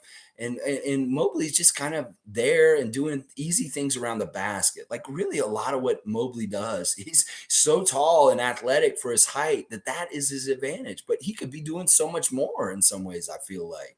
So I don't know. It's tough. It's tough to say. I wish Scottie came out and just got like 30 points last night and Mobley had like 15. That would have been badass and that would have been really helpful because then it's really distinctly, but they're pretty even last night. So it's hard to say. But you got to counter in that win, that W, the most important stat. All right, let's keep going. Monique's saying Matty D also said it's a two-man race. Yeah, it should be. It should be. Forget Cade Cunningham. Cade Cunningham ain't playing for nothing now. They could go shut him down for the rest of the season if they want to because Detroit ain't doing shit. So yeah, it's about like I understand that the whole nature of things is the best the best players from the draft go to the worst teams. And sometimes those teams don't get in the playoffs and stuff like that. But if you could listen, if you're one of the worst teams last year and you get a high pick and all of a sudden your team gets better, that should be factored in. And that is with Mobley and with us also. So, all right, let's keep going. Clink saying at Sue, crazy to think what our top brass would have done if we had a choice of Evan or Scottie at 4. Both amazing talents, energy wise. We come out on top with SB's leadership, I think. I was actually hoping that Mobley would fall and we would be able to get him, but it didn't happen, obviously. Yeah, he was actually the player that I wanted the most in the draft. I wasn't keen on the Jalen's at all. And I knew Cunningham would probably go pretty high. And it was like, man, if Mobley could just fall to number 4, that would be badass. But it didn't work out. And we got Scottie, and it was a very, very pleasant surprise. And yeah, I agree with what you're saying here. I think that Scottie's leadership over the years, in some ways, he's going to be a different player. Like Evan Mobley's really been a twin tower with Jared Allen most of the season. And in a lot of ways, that's been kind of a helpful thing for him in some ways. And in a way, Scottie's kind of been thrown in the fire and he's doing things that we don't have anybody else on our team that does. So in a way, he's become his own player and his own thing.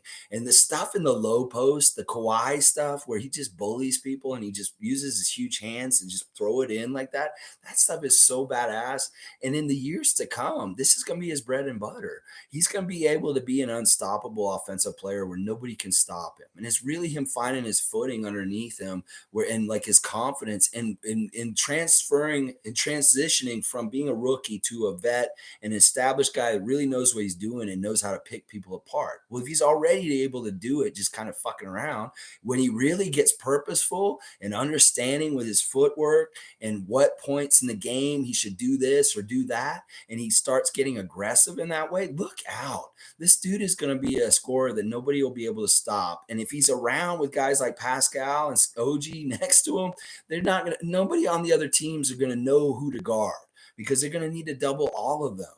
And it's just such a great luxury to have. I just can't wait to see Scottie grow into his veteranness. He's already making veteran plays. Just imagine when he gets even more precise and even more detailed with the things like his footwork and the things like his shooting and all that kind of stuff. He's going to be unstoppable. He really is, to me, a Kawhi Leonard type dominant offensive force that is just waiting to erupt. It's going to happen. And it may even happen as soon as next year. That he might have, you get 1 year under your belt, you understand the rigmarole and the whole schedule of the NBA season. You come back to training camp and you have a whole other kind of fresh perspective of what to build on through the training camp. And then in the beginning of next season, look out. He could have way more plays called for him in different ways. Like Nick Nurse may go to the drawing board creatively this summer and like say, we're going to really get some stuff going for Scottie and really get more than scratching the surface with him. We're going to really show him and do what we can do and build some packages around him, that kind of stuff. That's what I'm really interesting about the prospect with him, is because his growth has been exponential this season. And where rookies get tired, hit rookie walls, and then maybe they lag a little bit at the end of the season, he's not that. He's finishing stronger. So it's really interesting, really interesting. Monique saying 905 play tonight, if I'm correct. Yes, Monique, thanks for reminding us. The 905 are playing tonight against the Wisconsin Herd. Once again, they beat them 2 nights ago. Pretty handily, pretty good. Lots of fun to watch, y'all. Let's get that Raptors basketball every single day. Had the game last night, got a 905 game tonight. Please watch it. You can find it on their G League website. You can stream it from there. It's really fantastic basketball to watch. And maybe Giannis will be at the game again. He was at the game the other night. But yeah, thanks for reminding us, Monique. BTOB, Yeja Japa. Oh, yeah, Jupstown is here, bro. You like your content. Awesome, man. Yeah, hey, you're bringing your fans here too. That's awesome, man. I love that, Clink. Thank you. You can share it. Keep them going for both sides and stuff like that. I really appreciate it. All right, let's keep going. Tom Duke saying, Jubs, you rock. You're a great representation of an awesome Raptor fan. Love your stuff. Tell the world, Lexi. Yes, for sure. I love everybody who loves the Raptors and wants them to win more championships. These are my people. You guys are my people. And that's why I'm so happy to interact with you every single morning. I'm dedicated to this. I will do this every single day, I promise. Even in the off season, we're going to make content. In fact, I kind of getting a schedule together for the off season is like Tuesday Tuesdays, we're going to do trivia every Tuesdays for sure. And on Wednesdays, I'm going to do an old school watch along where I take an old Raptor game from like 20 years ago or something like that, or like we did with the Vince Carter dunk contest, and we watch it together and just kind of do a watch along, stuff like that. I'm going to be making up content. And like I said, I'm going to have that ref report this summer. I'm doing a lot of research on the statistics around the referees and how they ref the Raptors. And I'm going to come back with a report, and we're going to learn all about these refs and what's exactly going on with the win percentages with the Raptors when they're reffing and stuff. Oh, yeah, it's very interesting. Very interesting. There's some refs that are not good for the Raptors, and there's some refs that are fantastic. They're awesome. We win like 80% of the games when they ref our games. It's awesome. All right, let's keep going. Tom Duke's saying, woo, let's go. Very important comment. Monique saying, out of nowhere, I read that Pacers coach out tomorrow, but they are shit. Easy win. That's weird. They just brought back Rick Carlisle. He's a good coach, but it may be that he came back and he never really got the respect of this crew in Indiana. That's too bad. He's a great coach. He's been through different things with his health in the last few years. I like Rick Carlisle. I don't like hearing that. You know, Indiana is doing exactly the opposite of what I was just talking about with Nick Nurse. They're changing their coach like they're changing their shirts. They do this to Nate Bjorkgren last year. They're going to fire Rick Carlisle this year. That's kind of messed up. Like Indiana, I don't have any, whatever. You can be a hot mess and do whatever you're doing and stuff like that. I will say it's probably going to be a win tomorrow, but let's not say it's easy. We cannot have this mentality of playing down to the competition like the Raptors have in the past. We really can't take anybody lightly, as evidenced by those 2 games against Detroit and Orlando. So, no, I can't say it's an easy win. We got to take every opponent the same and come in with the same kind of energy and effort. If we win by 25 because of that, that's great. But we need to show them the same thing we showed the Cavs last night tomorrow against the Pacers. It doesn't matter that they're eliminated. It's still important. Pitto's saying, I love the team. I'm already super excited for next year. How you compare this team to our championship team? Hardworking, defensive-minded, more fun to watch. Okay, I love this question all around. I actually love this team more than our championship team in some ways. It's just because it's more hardworking. We had more of these Hall of Fame vets like Gasol and Kawhi, and they were good. And I loved that year. That year was fantastic. But this year is a little more gratifying in some ways because once again they picked us to not even make the playoffs, and we kicked far out seeded any of their expectations. And I hate that kind of stuff. And exactly what you're saying about them, hardworking, defensive minded. I love that kind of style of basketball. I was a big Detroit Pistons Bad Boys fan when I was a kid in the 80s. And then, I've always loved a blue collar kind of mentality in sports. It doesn't matter what sport it is. If you are coming to work and you're going to work hard and put it all out on the court, Toronto fan loves that. And I'm one of them.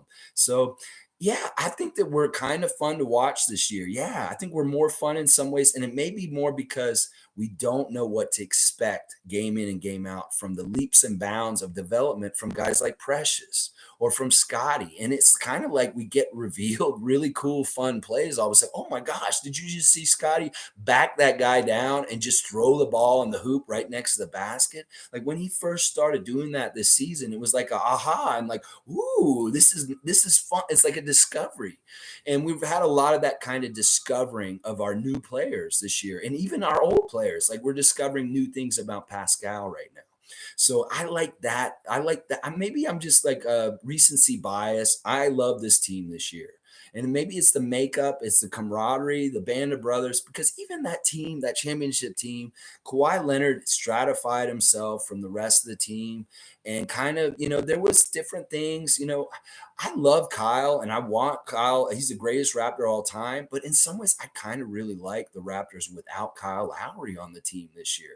Like it was funny. Chris and I were watching the game sitting in our seats last night. And I said, Chris, we don't have Lowry. I said he didn't even realize Lowry wasn't on our team because he doesn't pay attention. He's more a Leaf fan. He's a casual Raptor fan. But he's like, where's Kyle Lowry? He said that in like the fourth quarter. I was like, dude, we traded him last summer. He's like, oh, he's like, I didn't even notice he was gone. It's like, I thought he was here for some reason. It's like hilarious, that kind of thing. But it's been really weird having a Raptor team without Kyle this year in some ways. It's very different. But yeah, I wouldn't pick this season, Pitto. I pick this season and this team. But once again, it's recency bias. I was really in love with that 2019 team when they were playing at that time also. Monique saying, good point on Justin, Lex. I was thinking that too. You read my mind. Justin is really, really like he's a baller. He really does not want to be on 905. He wants to get to the main team as quick as he can. And I really do think it partly may be that they wanted to separate Delano and him a little bit just so that they focus better. Because every time I see them, like they're together standing, like they're in pregame shoot around, and they're always standing next to the bench next to each other, laughing and goofing around, and maybe not really prepping themselves for the game as they should be in some ways. So let's see. Chriscom, good morning, Chriscom. Great win. We go for 10 games over 500 finally tomorrow. Raps by 8. 5th seed right around the corner. Okay, the great Chriscom has come in and given us his prediction from his ESPN mind, and he is saying that the Raptors are going to win tomorrow by 8. All right, mark it down. Great Chriscom has Raptors by 8 over the Indiana Pacers. We'll see what happens. Thank you, Chriscom, for your sight in the future. All right, Tom Duke is here. Me too, buddy. I got points. Shooters got to keep shooting, get out something. Hey, Tom Duke kept shooting, and he finally got the shot. Tom answered the trivia question and said, which Toronto Raptor has gotten the furthest in the NCAA tournament in their college career? And it was Fred VanVleet got to the Final Four in his Wichita State days. So, yeah, good job, Tom. You were quicker than everybody. Clink saying, thanks for the praise. Not necessary. I'm here because I love your energy. Hey, listen, either way, whatever, man. People find out different ways, different things. Your channel, my channel, we share the traffic and stuff like that. It's awesome. This is the way it should be. And, I'm sure your people have been coming here, my people go there and stuff like that. It's all shared and stuff. Same with NBA Chev, all that kind of stuff. We have a similar target market. So it's just how it is. Monique saying we overcome so much shit. And look, yeah, Monique is right. We listen, I think things like Tampa last year, things like not having our fans in the building this year, it makes us tougher. It makes us more resilient. It makes us more like, for many years, the Raptors would get messed up in this unfairness, whining thing. Like it was warranted. Their unfair things would happen to the Raptors, but we get caught up in the unfairness and we lose even more because we're arguing a call and the other team's running down and getting a dunk or something like that. That kind of stuff messed us up. But now we're like, we fucking know this bullshit's coming at us. We know that we're going to get slighted in different ways. We just don't let it affect us. We don't react. We keep going. And I love that about this team. That has been an evolution because in the early DeMar and Kyle days, there was a lot of that. These guys would get upset and it would take away from our play on the next play. And we'd lose more often because we weren't concentrating and staying in the game instead of reacting. That's why I don't like when these guys stay back and they argue with the refs like LeBron does sometimes. Like where you don't get back because you're too busy talking to them about how it should have been a foul. That's the kind of stuff I'm talking about, is you put your head down and you just keep going because the bullshit's going to be coming. It's just part of the terrain. It's just part of what you got to deal with. And I love that they understand that now, and it doesn't hold us back like it used to. Because it did used to hurt us. It hurt us in different ways. We'd feel slighted or cheated, and the guys would get out of their heads, and all of a sudden we'd be losing even worse. So it's really, really maturity as a franchise. And I think that was a maturity that Kyle and DeMar had to learn in their years in the early 2010s with the Raptors. And thankfully, they passed it down to Fred and Pascal when they joined the team, because it doesn't seem like these guys have ever had that kind of problem for the most part. Although Pascal at times, he's a little bit too much on the refs, maybe earlier in his career, but he's not as much now, which is really good.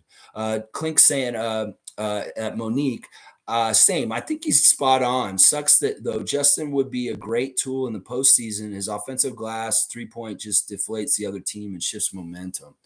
Yeah, Justin's a little duplicitous in some ways with the big lineup. Like he's really, his big strength is the rebounding. His 3-point shot is a great extra, but he's not money for that in some ways. Like I wish he was more money for that. So yeah, I think it's just that a team needs, like, I don't think we need Justin as much as we would need Armoni Brooks. And it's pretty just from needs like defensive guard stuff. Although Justin's good at guarding guards, but I don't know. It's very interesting. We'll see how it all shakes out. I know that Justin's in our long-term plans. So even if he doesn't get on the playoff roster this year, he will be on the team next year and we'll be doing stuff with him then, hopefully, for sure. Pitto saying Barnes loves the no-look pass. He really does. Sometimes I worry that he does it at times that maybe it's not necessary and that it could cause a turnover. Just like, it's kind of like doing too much, making it too flashy when you may need to just keep to the fundamentals and just make it a basic pass. But it looks nice and he doesn't mess up with it too often. So go right ahead. That's how he wants to do it. Clink's saying at BTOB, thanks, brother. Make sure you chime in and get into the conversation. Chatting with one another is the best part of being a fan. Yeah, this is the thing. I love the live stream aspect of this channel is that it's not a one-way street. I'm not just throwing all my information at y'all. You guys really bring me information and teach me also. It's a two-way street, and I become a more informed Raptor fan from you guys because there's stuff that y'all see that I don't see, or you guys have observations and insight that I don't see. And I love hearing new ideas and stuff like that and learning from y'all. And that's a big part of what this is. It's a community, a two-way street, an avenue for us to share information and things about being positive Raptor fans for making better things happen. Like, one of my big things really is teaching our crowd how to be a better home crowd for the team and enabling them to have the best chance to win. Because I've talked about this yesterday in the preview for the game last night, that we get too much crossover from Leaf fan and how Leaf fan treats the Leafs. Whether they start having things go bad in their games, all of a sudden our fans start going bad, and it snowballs in negativity and a bad vacuum of not confident in the building. And we can't have that. We need to, when the team of the Raptors are down and they're struggling, we can't have the fans echo or mirror that kind of feeling in the building. We need to be confident as fans at all times that our team can come back and do the right things to win still. So I hate seeing the energy get sucked out of the building by somebody like LeBron or somebody like that coming in. We need to be defiant of the other team's superstars and be loud no matter what the fuck they're doing on the other end. They could be scoring, they could be doing all this stuff. We need to stay loud. We can be this team. We should be known as the home crowd that doesn't shut up, whether that, in those moments where that's because that's part of what visiting teams love to do. They love to shut up the home crowd where they're visiting. And if we don't allow them that, we decide as a fan base, we're going to be loud no matter what. We don't give a shit if you're scoring 40 points, LeBron, and hitting crazy shots. We're still going to bring that energy regardless. I'd love to have that calling card for our building at some point, because that has been a problem at times. In fact, in this season, having the control group of not having fans and then having a few fans and then having full capacity, you see how that sterile environment of no fans could be like good and bad in certain ways. Because sometimes the fans come in and if they're unconfident and they're like, oh no, not this again, we're down by 15 in the first quarter, it can snowball and build more of that. And that's why I want us to be diehard and crazy and just all out all the time, whether we're up 20 or down 20. It doesn't matter. Yeah. So it really is like this is a shared information channel for all Raptor fans to just kind of think about how we as fans can help the team get to the next Larry O.B. in a better way. How we can do our part as the six-man crowd out there. Oh, yeah. Monique saying, well, Jamal McGlure is moving on. Earl can stay. Pascal would love it. Yeah, McGlure just got this job with the CEBL. I think he's the commissioner or something. Fantastic job. Kudos to Big Cat. We love you, Jamal. You're a great Toronto guy. Been such an important part of our franchise. I was hoping that he could do both and still stick around because he's so good. He's our big man coach. The stuff that he does with our big men and teaching them footwork and all that kind of stuff. He's really great guy to have on the Raptors. I love Jamal McGlure. I met him once on the Danforth one day in Greektown. I was just walking down the street and there he was. And I was like, oh, Jamal McGlure. It's like really cool. But yeah, Congratulations to him, moving on to big things. And, we'll get somebody in there, I'm sure, to do his job at some point. Maybe he's still going to be like a community ambassador for the team, but maybe not doing as much of the assistant coach stuff. I'd like to still see him involved with our franchise at some degree, maybe like the JYD is now. Let's see, Slincy at YT. Good news. Cavs and Bulls play each other tomorrow. This is a great point. One of them has to lose. And if it's the Cavs, that means we are above them and we get out of the play-in. So I'm kind of rooting for DeMar and the Bulls, obviously, because I'd rather them not have to be in the play-in. If one of these three teams is going to take our spot that we're in currently, I'd love it to be the Cavs. But it looks like it may possibly be the Bulls just because of their strength of schedule going out is really tough. They have the most playoff teams they have to face, the weird road games. And meanwhile, we're at home. We're playing some slacker teams also. And Cleveland, their schedule's right in between both of us. So we have the easiest of the three teams. Chicago has the hardest schedule, and then Cleveland's got in between. But if I had my choice and how I wanted to lay it out, we'd be in the fifth spot. Chicago be in the sixth, and Cleveland go to the seventh. That's how I'd like to see it finish up by the end of the season. Oh, yeah. Susan at Clink. I totally agree, Greg. Scottie shows great leadership in front office, showed great leadership by doing their homework and picking them. Yeah, Scotty's I already said this a couple weeks ago. If Scotty's a rookie this year, he graduates immediately to being a vet in this league in his second year. It's like some guys it takes a couple of years to be established vet in the league. Well, I think Scotty should have this special privilege of becoming a veteran immediately after his rookie year. And that's what I'm going to be saying next season. Veteran Scottie Barnes for the Toronto Raptors, a phrase I'm going to use a lot next year because he just had 1 year. He's a rookie, and then he goes right to being a vet just because of his aptitude and everything about him. He's a vet. He's going to be a vet, a 2-year vet. All right, let's keep going. Monique said, all eyes on that game, right? Raptors Nation, go DeMar. Go DeMar, yes. Honestly, I really love DeMar a lot. I love that he's on the Bulls. I love that he's having good success there. And if it's not going to be the Raptors that win a championship this year, I'd love it for it to be the Bulls. But right now, I'm really feeling like we have about an equal chance. At the beginning of the season, it really felt like the Bulls maybe had a really good chance, but they really are struggling since the All-Star break. And I think that they're pretty equal to us at this point. And I'm kind of sad about that because I really wanted them to be one of these main juggernauts at the top of the Eastern Conference, like Miami and Milwaukee. That they should have been up there in that stratosphere up there, but they're down with us now, so they're really kind of equal to us at this point, which is too bad for DeMar because I really wanted them to have a good one.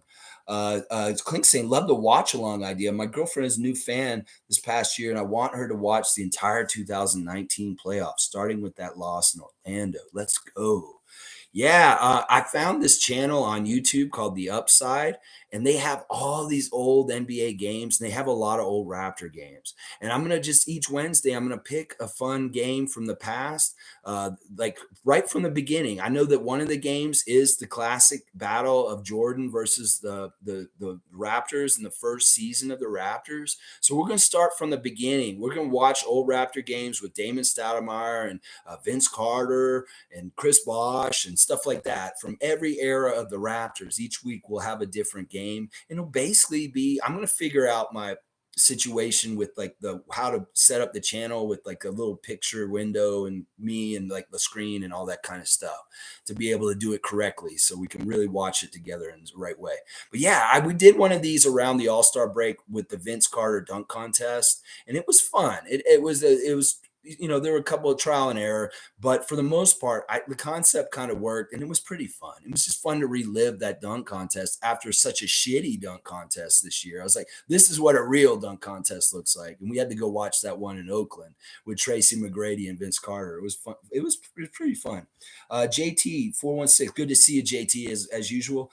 Good morning, Alexi. Just popped in to like and show some love. Got to get back to work. Let's go, Raps Nation. Waxed. That Cleveland ass, baby. Barnes, rookie of the year. Yeah, we waxed that ass. We put the strip on and we went and we ripped it right off, and we got all their butt hairs, and we threw it in the garbage. Yeah, that's gross. Why did I just say that? But no, JT, thanks for stopping in and giving the love. And yeah, I hope you have a great Friday and a great weekend. Let's get this weekend right, baby. Yeah. All right. Race Mode Daily. Always good to see you, my friend. Pascal still owes NBA Chev a 7-game winning streak. Let's go, freaks. That's what Chev's demanding over on his channel. I don't listen to Chev anymore because I don't want to copy him or sound too much like him. So I'm not listening to him on purpose, but I fully endorse most of the things that Chev says. He's pretty much on the same page with me as far as opinions for the most part. But wow, he says he wants a 7-game winning streak. On our way out, maybe we can do this still. Like we got another, we started another win streak last night. We got 1. Let's get 2 tomorrow and just keep going on this last little bar. I kind of love how our win streaks have been this year. We've had like a 5-game win streak, a 6-game win streak, a 7-game win streak, 8-game win streak. We've had these nice long win streaks at different times in the season. We had them in the beginning of the season. We had them in the middle of the season. We had them post All-Star break. All this is really good. It shows that we've had the ups and downs, but when we have our ups and we're rolling, we're really rolling. We get some wins all in a row. And that one on the West Coast road trip in a way was the most impressive one. Like looking at that road trip, I was like, man, we're going to be in bad shape after this. And like looking at where we were in the standings, we could be in big trouble, like with whether we're in the play-in or not. But we took care of business. And that showed a lot of mettle, a lot of heart, and a lot of promise for this Toronto Raptors team against the best teams in the NBA. Like no other team in this league can say they went to Phoenix and then Denver 2 nights in a row and beat those 2 teams, both those nights. No other team in the NBA can say that. And that is that's a very big accomplishment. That is a very, very big accomplishment for sure. Monique saying, I'm just glad Pascal doesn't have to deal with so much hate anymore. And look at him striving this good and well doing it. Yeah, the hate against Pascal was never totally warranted. There's a lot of stupid shit. People have misery in their own lives, and some people just want somebody to pick on. So he was an easy target for different reasons, and it's too bad. All right, I'm gonna get you out of here, Naked HD. You're gone, baby. Woo! All right, Clink saying at Monique. Agreed. The best silence this year was Mismatches stopped trading Fred VanVleet and P. Rolling on the floor laughing. All right, you're talking about Robert Misovich. I blocked him on Facebook at the beginning of the season because he posted this bullshit about Fred VanVleet not being nice to fans. He's writing all this, like he was echoing this one guy who has like a youth league basketball team. A couple of years ago, he went to a 905 game and he had his whole team with him, and Fred was not playing. He was there to observe. And he went to Fred and asked him to like take a picture with the team or something. And Fred refused or something. I don't know the story. Who knows what's true? But I don't give a fuck. Like, why are you promoting that kind of a story around places? That doesn't, Fred's a nice guy. We have enough evidence that Fred does take pictures with fans, that he does sign autographs, that he does all this kind of stuff. You don't know what was going on that day. There may have been a really good reason why. It may have been you approached him at the wrong time because, he's trying to watch the game for reasons because of basketball and, the Raptors and stuff. And we don't know and the reason I was like, why are you pushing this, Robert? Why are you writing about this? Why are you putting this up on sites? See, he's the kind of Raptor fan that I made this channel against. He's a negative Raptor fan. He's this kind of person. He's like a tabloid writer. He writes them so much bullshit. I do not listen to him. In fact, I blocked him on Facebook, and I've actually been asked to do Raptor YouTube shows and different things, and he's been on the panel, and I've refused. I will not collaborate with him. I've told different channels that have him on there, and they wanted to have me on there with him. I said I will not do the show with him. So if you do see Robert Misovich online and he's writing stuff about the Raptors, listen to him if you want. It's your choice. But as far as I'm concerned, he's a hack writer, and he doesn't really have any substantial good things to say. And talking about the trade guys, like the people that love to just put out trade articles all the time, I ain't with that. Like, listen, there's so much in reality with what was happening with the team and different things. We don't need to speculate. That comes from a place of needing something else. Like, oh, we need something else. This whole season, I said, we don't need another superstar. We got these young superstars that are growing into being superstars. We have the right core. Everybody wants some big superstar to come and save us. No, quit putting that trade machine out, trying to trade Pascal and OG for fucking James Harden, bullshit like that. I hate those kind of content by Raptors fans because it's just pointless. To me, it's like fan fiction. You might as well be writing a fan fiction story about all the friends, Monica and Joey and all them having an orgy or something. It's the same kind of shit, making the trade machine and writing these articles and stuff like that.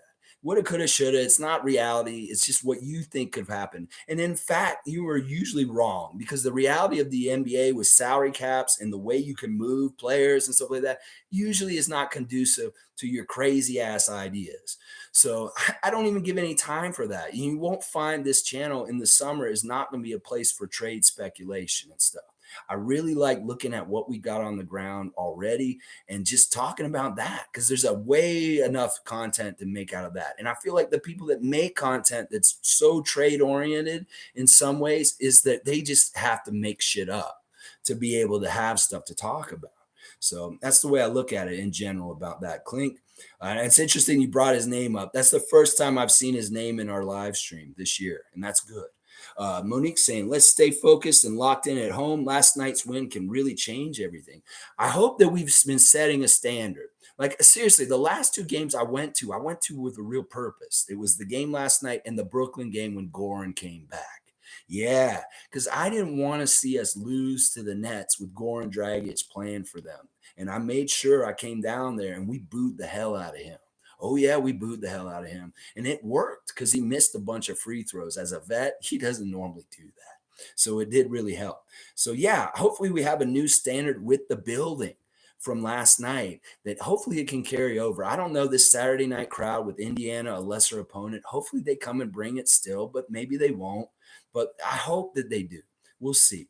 Race Mode Daily saying, Lexi, you and your channel are one of a kind. How many YouTube games analysts can claim to be at the Skydome for year one? You're platinum level, my brother. I did actually go to a game in the Skydome in year one. But I wasn't even living in Toronto at that time. I was in Tallahassee. And I came up because I wanted to be there for the first year. And I think it was a Detroit Pistons game against Grant Hill and Joe Dumars. And we lost. Yeah, we lost that game. It was such a weird environment being in that building and stuff like that. But, listen, I have a long history with this team for sure. And it's earned. It is very much earned. I went through all the different time in the 90s, like Monique. She's another one. We dealt with a lot of derision for the purple dinosaurs, the Barneys, and being a joke and stuff like that. I lived in Florida at the time. I went to Florida State where Scottie went. And I wore Raptors gear in my college classes, and people would come up to me and they'd be like, is that a World Football League team? They thought we were like Barcelona Dragons or something like that. They didn't realize that the Raptors were actually in the NBA at that time. I'm like, no, this is actually an NBA team. They play in the NBA. They're an expansion team. And they'd be like, no, what? No, that's bullshit. They didn't even know. This was people in Tallahassee. It's crazy. So crazy. But yeah, I have all kinds of crazy stories from the history of the Raptors, different things, meeting different Raptors at different times and stuff like that. As you watch the channel, I'll tell more of the stories of the crazy stuff like meeting Tracy McGrady when I met him, or different stuff. Muggsy, I met Muggsy once, stupid stuff like that. Lex, do you think Nets with Irving back going to cause problems for us? It's interesting. They lifted the mandate in New York. It sounds like that now, finally, at the end of the season. Really, it has to do with baseball. I mean, come on. It's the Yankees and the Mets. They're changing the rule for them. And that's kind of fucked up in its own way that they're going to change the rule all of a sudden now. I mean, I know the pandemic is kind of winding down too also. But it really is the Nets and the Mets and the Yankees that they're doing this for. It's not for Kyrie. And that right at the end of the season, he's probably going to finally get to play in his home arena for the first time all season. So the thing about the Nets, and people are saying, yeah, if you're in the play-in, you need to be worried about the Nets. Well, two teams in the play-in get in. So if we end up playing the Nets in the play-in, God forbid, that's not what I want. But if we do end up playing the Nets in the play-in, we'll likely be above them and have the home court advantage, first of all. Second of all, that 7 and 8 seed, they get a loss. So even if we lost the Nets in the one game, we'd have to go down and play the winner of the Atlanta Charlotte game and beat them. And then we'd end up playing the number 1 seed in the first round. And that would be Miami Heat for right now. So there's still a really good chance to get through there, even if we get beaten by Kevin in one game in a play-in, if that happens. But that's not what we want. We want to just straight up get a playoff spot and be facing either Philadelphia or Milwaukee, because those are the two opponents we will kick their ass in the first round. We match up so well with both of them. And we have kryptonite for both their superstars, whether it's Antetokounmpo or Embiid. We know how to handle them. And once again, I have no confidence in James Harden in the playoffs and what he's going to try and do or anything. I think that they have a honeymoon period right now, but they're going to find out real quick, and Philly fans going to turn on James soon. And there's not going to be fun next season at some point. Oh, yeah, they're going to have some sort of disappointment this playoff, partially related to James Harden. And then next year, they're going to come in and they're going to be really on him and stuff like that. And then the whole thing with Simmons and the Nets, whatever, it is going to be dangerous with Kyrie and Kevin Durant out there. That is definitely always a dangerous team to deal with. Oh, yeah. Oh, yeah, for sure. Clink saying, we'll see how Halliburton fits in to Indiana tomorrow. Good scouting for next year. Nets are no problem. Their culture is individual egos. I like what you're saying about the Nets for sure. There's some problems there. Even Blake Griffin is having problems on that team right now. He's mad at Steve Nash because he doesn't feel like he plays him enough this year. That's crazy. Like, he's actually going on social media and commenting on somebody's comments, like saying, how does it feel to play? He said basically, he's like, well, because there's always some weird dissension underlying on most NBA teams that we don't ever see. And we saw a little bit of it in the Miami game the other night with Udonis Haslem being the proxy to want to fight Jimmy Butler because he was wanting to fight Eric Spoelstra and all that craziness. There's all that kind of stuff underneath, and we don't always see it all. And there are definitely problems underneath with the Nets, problems underneath with the Sixers, problems underneath with the Knicks, problems underneath with the Miami Heat. So all these teams have internal problems that they're not really always at the forefront. So we'll see. Raymond Jacobs saying, I know Americans aren't the smartest, but I watched a documentary the other day that many Americans were poisoned by lead prior to 1996, which killed brain cells. Well, this could be supporting part of the problems with genetics and people and their minds. Maybe there was a lot of lead paint or lead in their pipes in their family. And, I don't know. We don't need to talk about this too much, but Raymond Jacob, I won't disagree with this. I have a lot of experience because I've lived half my life here in Toronto and half my life in Tallahassee. So I do know, I am educated enough to say things about the differences between Americans and Canadians. And, I won't talk too negatively. Americans have their good points and stuff like that. But I do believe that on average, Canadians are more intelligent and better educated. That is true. That is true. And, there's a couple of things that have happened recently that kind of support what I'm saying right here. You guys watch Survivor. Well, I watch Survivor pretty diehard, and there's a new season that's just started recently, and they've been letting Canadians come on Survivor for the first time, like in the history of the show. They never let Canadians be on the show Survivor until the last few seasons. And the girl that won Survivor last season was from Toronto. Her name is Erica. And the funny thing I'm noticing about Survivor right now is that on these seasons with Canadians on them, they always do the puzzles. If you notice in the puzzles competitions on Survivor, they're usually the ones doing the brain work, the Canadian people. So that's actually a really good season right now. There's a girl that's her name's Marianne. She's Canadian. And then there's this guy named Omar. He's like a veterinarian or something like that. He's actually also Canadian also. So I'm always rooting for the Canadians on the Survivor show. It's a really good show. I know some people are like, oh, you're watching Survivor from this time like so long. But yeah, there's some real evidence that actually that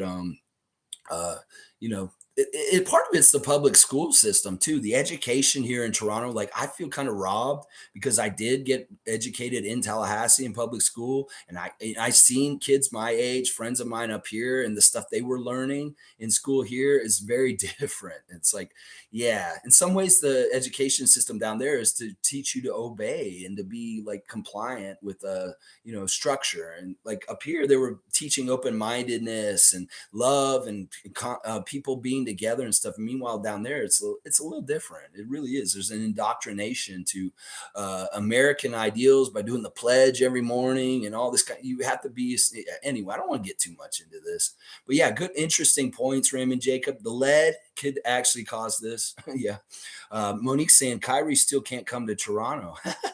Yeah, I think that's true. That if you're not vaccinated, you can't even come across the border still. So that would help in that situation. So that maybe it's null and void. If we have the home court advantage as the 7th seed against the Nets in the 8th seed, then he can't even come here to play in that one game if it's here in Toronto because we have home court. So that's interesting. So, all right, let me see where we're at. Oh, we're just over 2 hours. I really appreciate everybody being here for the whole time. Really appreciate all the likes and stuff. That's awesome. All right, so yeah, let me look at the box score real quick. We looked at the team stats earlier. Raptors really beat them on everything last night, pretty much. It was really good. I really like how we didn't let some of their 3-point shooters get too crazy. Like Kevin Love was 2 for 5. Markkanen was 2 for 6. They could have been a lot worse. Osman missed all 3 of his threes. Those 3 guys are in particular are the ones I really watch out for with the 3-point shots. And we didn't let them do too much to get going good. Markkanen was their leading scorer with 20. And of course, our leading scorer was Pascal with 35. Just a great job overall by the guys.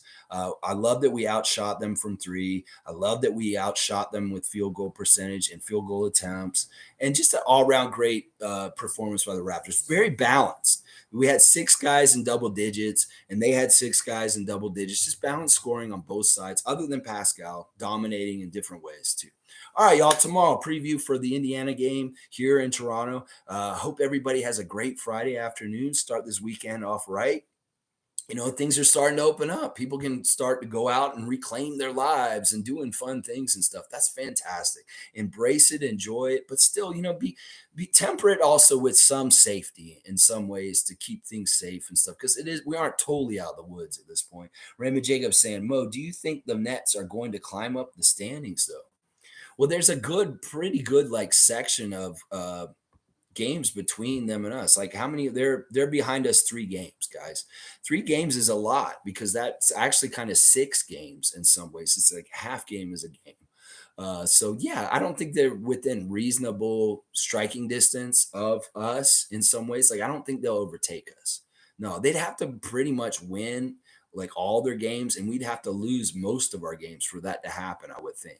So, but like there are a lot of really tight races on the home stretch here. Like if you look at the top of the Eastern Conference, that could really shuffle around really a lot. Like between Miami, Milwaukee, and Philadelphia, that's only 1.5 games between 3 teams right at the top. And then in the next section, oh, Boston's there too, actually. So there's 4 of them: Boston, Philly, and Milwaukee and Miami. All those top 4 could get switched around real quick by the end of the season. And then, of course, where we're sitting with the three teams, us, Cleveland, and Chicago, that could be switched around. And then below us, the same thing with the Nets, the Charlotte Hornets, and the Atlanta Hawks. They could all get shuffled around as far as who's what spot. They may be actually playing to keep the 8th playing or maybe get the 7th possibly, but it's not likely. And like I said, on the other side, there's a lot of close races also in the West, as far as like there's a couple of teams that are close to each other in the middle. And then at the end, the Lakers are really just kind of like, are they trying to stay in the play-in or are they trying to get out and not even deal with it? Either way, it's going to be humiliating for LeBron that he either is in the play-in or he didn't even make the playoffs again. And that's 2 years in a row of some shit like that. So greatest of all time. Yeah, right. You think Michael would let this happen to his team? No, he would not. Monique's saying, honestly, it will be up and down for them. Yeah, I think it'll be up and down too. It's kind of been what they've been doing right now, Brooklyn. They win. They've had really good games, but they're still losing games here and there also. So let me look at what they've done recently. I'm not worried about them coming up and getting above us. If that's the main question you're asking right now. I'm not. all that. Yeah, they've won 6 out of their last 8, though. That's pretty impressive, though. But anyway, all right, let's see. Clink's got one more here. Nets play Heat, Hornets, Hawks, Bucks, Cavs, tough. And then they got Pacers, Knicks, Pistons, and Rockets. Easy. How many games is that? 1, 2, 3, 4, 5, 6, 7, 8, 9. They have 9 games. Yeah. Yeah. So it's about half and half. I say they probably, hopefully they lose to the Heat and the Bucks for sure. I don't want the Cavs to get beat. I want them to beat the Cavs. And then those other games, who knows? Pistons could overachieve like they always do and mess them up somehow, some way. It's just how it works with the Pistons sometimes. All right, y'all. Thanks again. Like, comment, subscribe. Please hit that red subscribe button. I'm trying to get to 1,000. And when I get there, it's going to be a big deal because I'm going to change a lot of things about this channel in different ways, good ways, awesome ways. All right, thanks again. Let's go Raptors. Oh, man, I can't believe I just talked for 2 hours after this with my throat.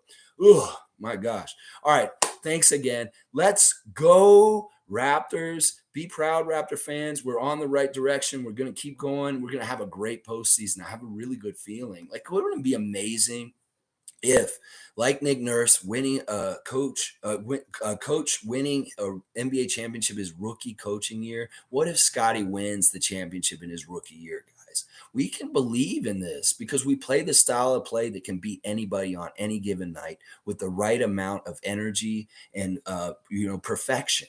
Because we really do play a perfect kind of defense at times and different kind of things that can really stop any team in this league. Like, we've proven we can hang with any team in this league, and I really do believe that. So anything's possible. That's part of what we want to do here is we want to dream big and beyond what other people are limiting themselves with their own minds about what the potential outcome for the Raptors is for this season. Yeah, I want to go get that chip. Let's get the second one this year. We can do it. We just need to put in the work and the effort and show it. We can do it. Oh, yeah. All right, guys. Thanks again, Tom. Thanks again, Greg. All the best, everybody. Have a great weekend. I'll be back in the morning sometime once again. CC, thank you. Will you ever set a specific time start? I always miss the beginning. I've thought about doing this, CC, but this is already a big commitment in itself. And part of it is that I have weird schedules, different mornings. Like some mornings I get up really early, like on Monday, it may be really early when I put the stream up, but it will always be somewhere in that window between 8 a.m. and 11 a.m. I will start the stream at some point in there. But on certain days, I do start it at particular times. Like when I do trivia, it's always at 9:30. But yeah, I really will start to maybe think about having a regular start time because it could mean really good things for getting regular viewership if people know they can count on me. But yeah, I'll really think about this, CC, and I'll let y'all know. It may be something that I institute for next season, that we have a regular start time for the Raptor Freak live stream every morning. Because, yeah, I will do that. And if you ever do miss the beginning, you can always go back and just catch the beginning part, even though it's not live. Because, it's always up there. Everything's up for the whole season. You guys could go watch me from November or December, January. It's all up there. I really appreciate that comment, CC, also. Thank you for being here. Larry, inbound, they are sleeping on us. Yeah, Larry, yeah. They always do. They slept on us in 2019. Why can't this year be the same? Why can't it? That's why we just have to allow for the possibility in our own minds. I know the players aren't playing to not win the championship. These guys are doing this to try and win the championship. They're not out there to, we want to go out in the first round. Or, we want to go out in the second round. No, these guys are going to win it all. That's what they want to do. They want to get another one of these hats that says 2022 on it, just like this. Yeah, enjoy this run, Monique.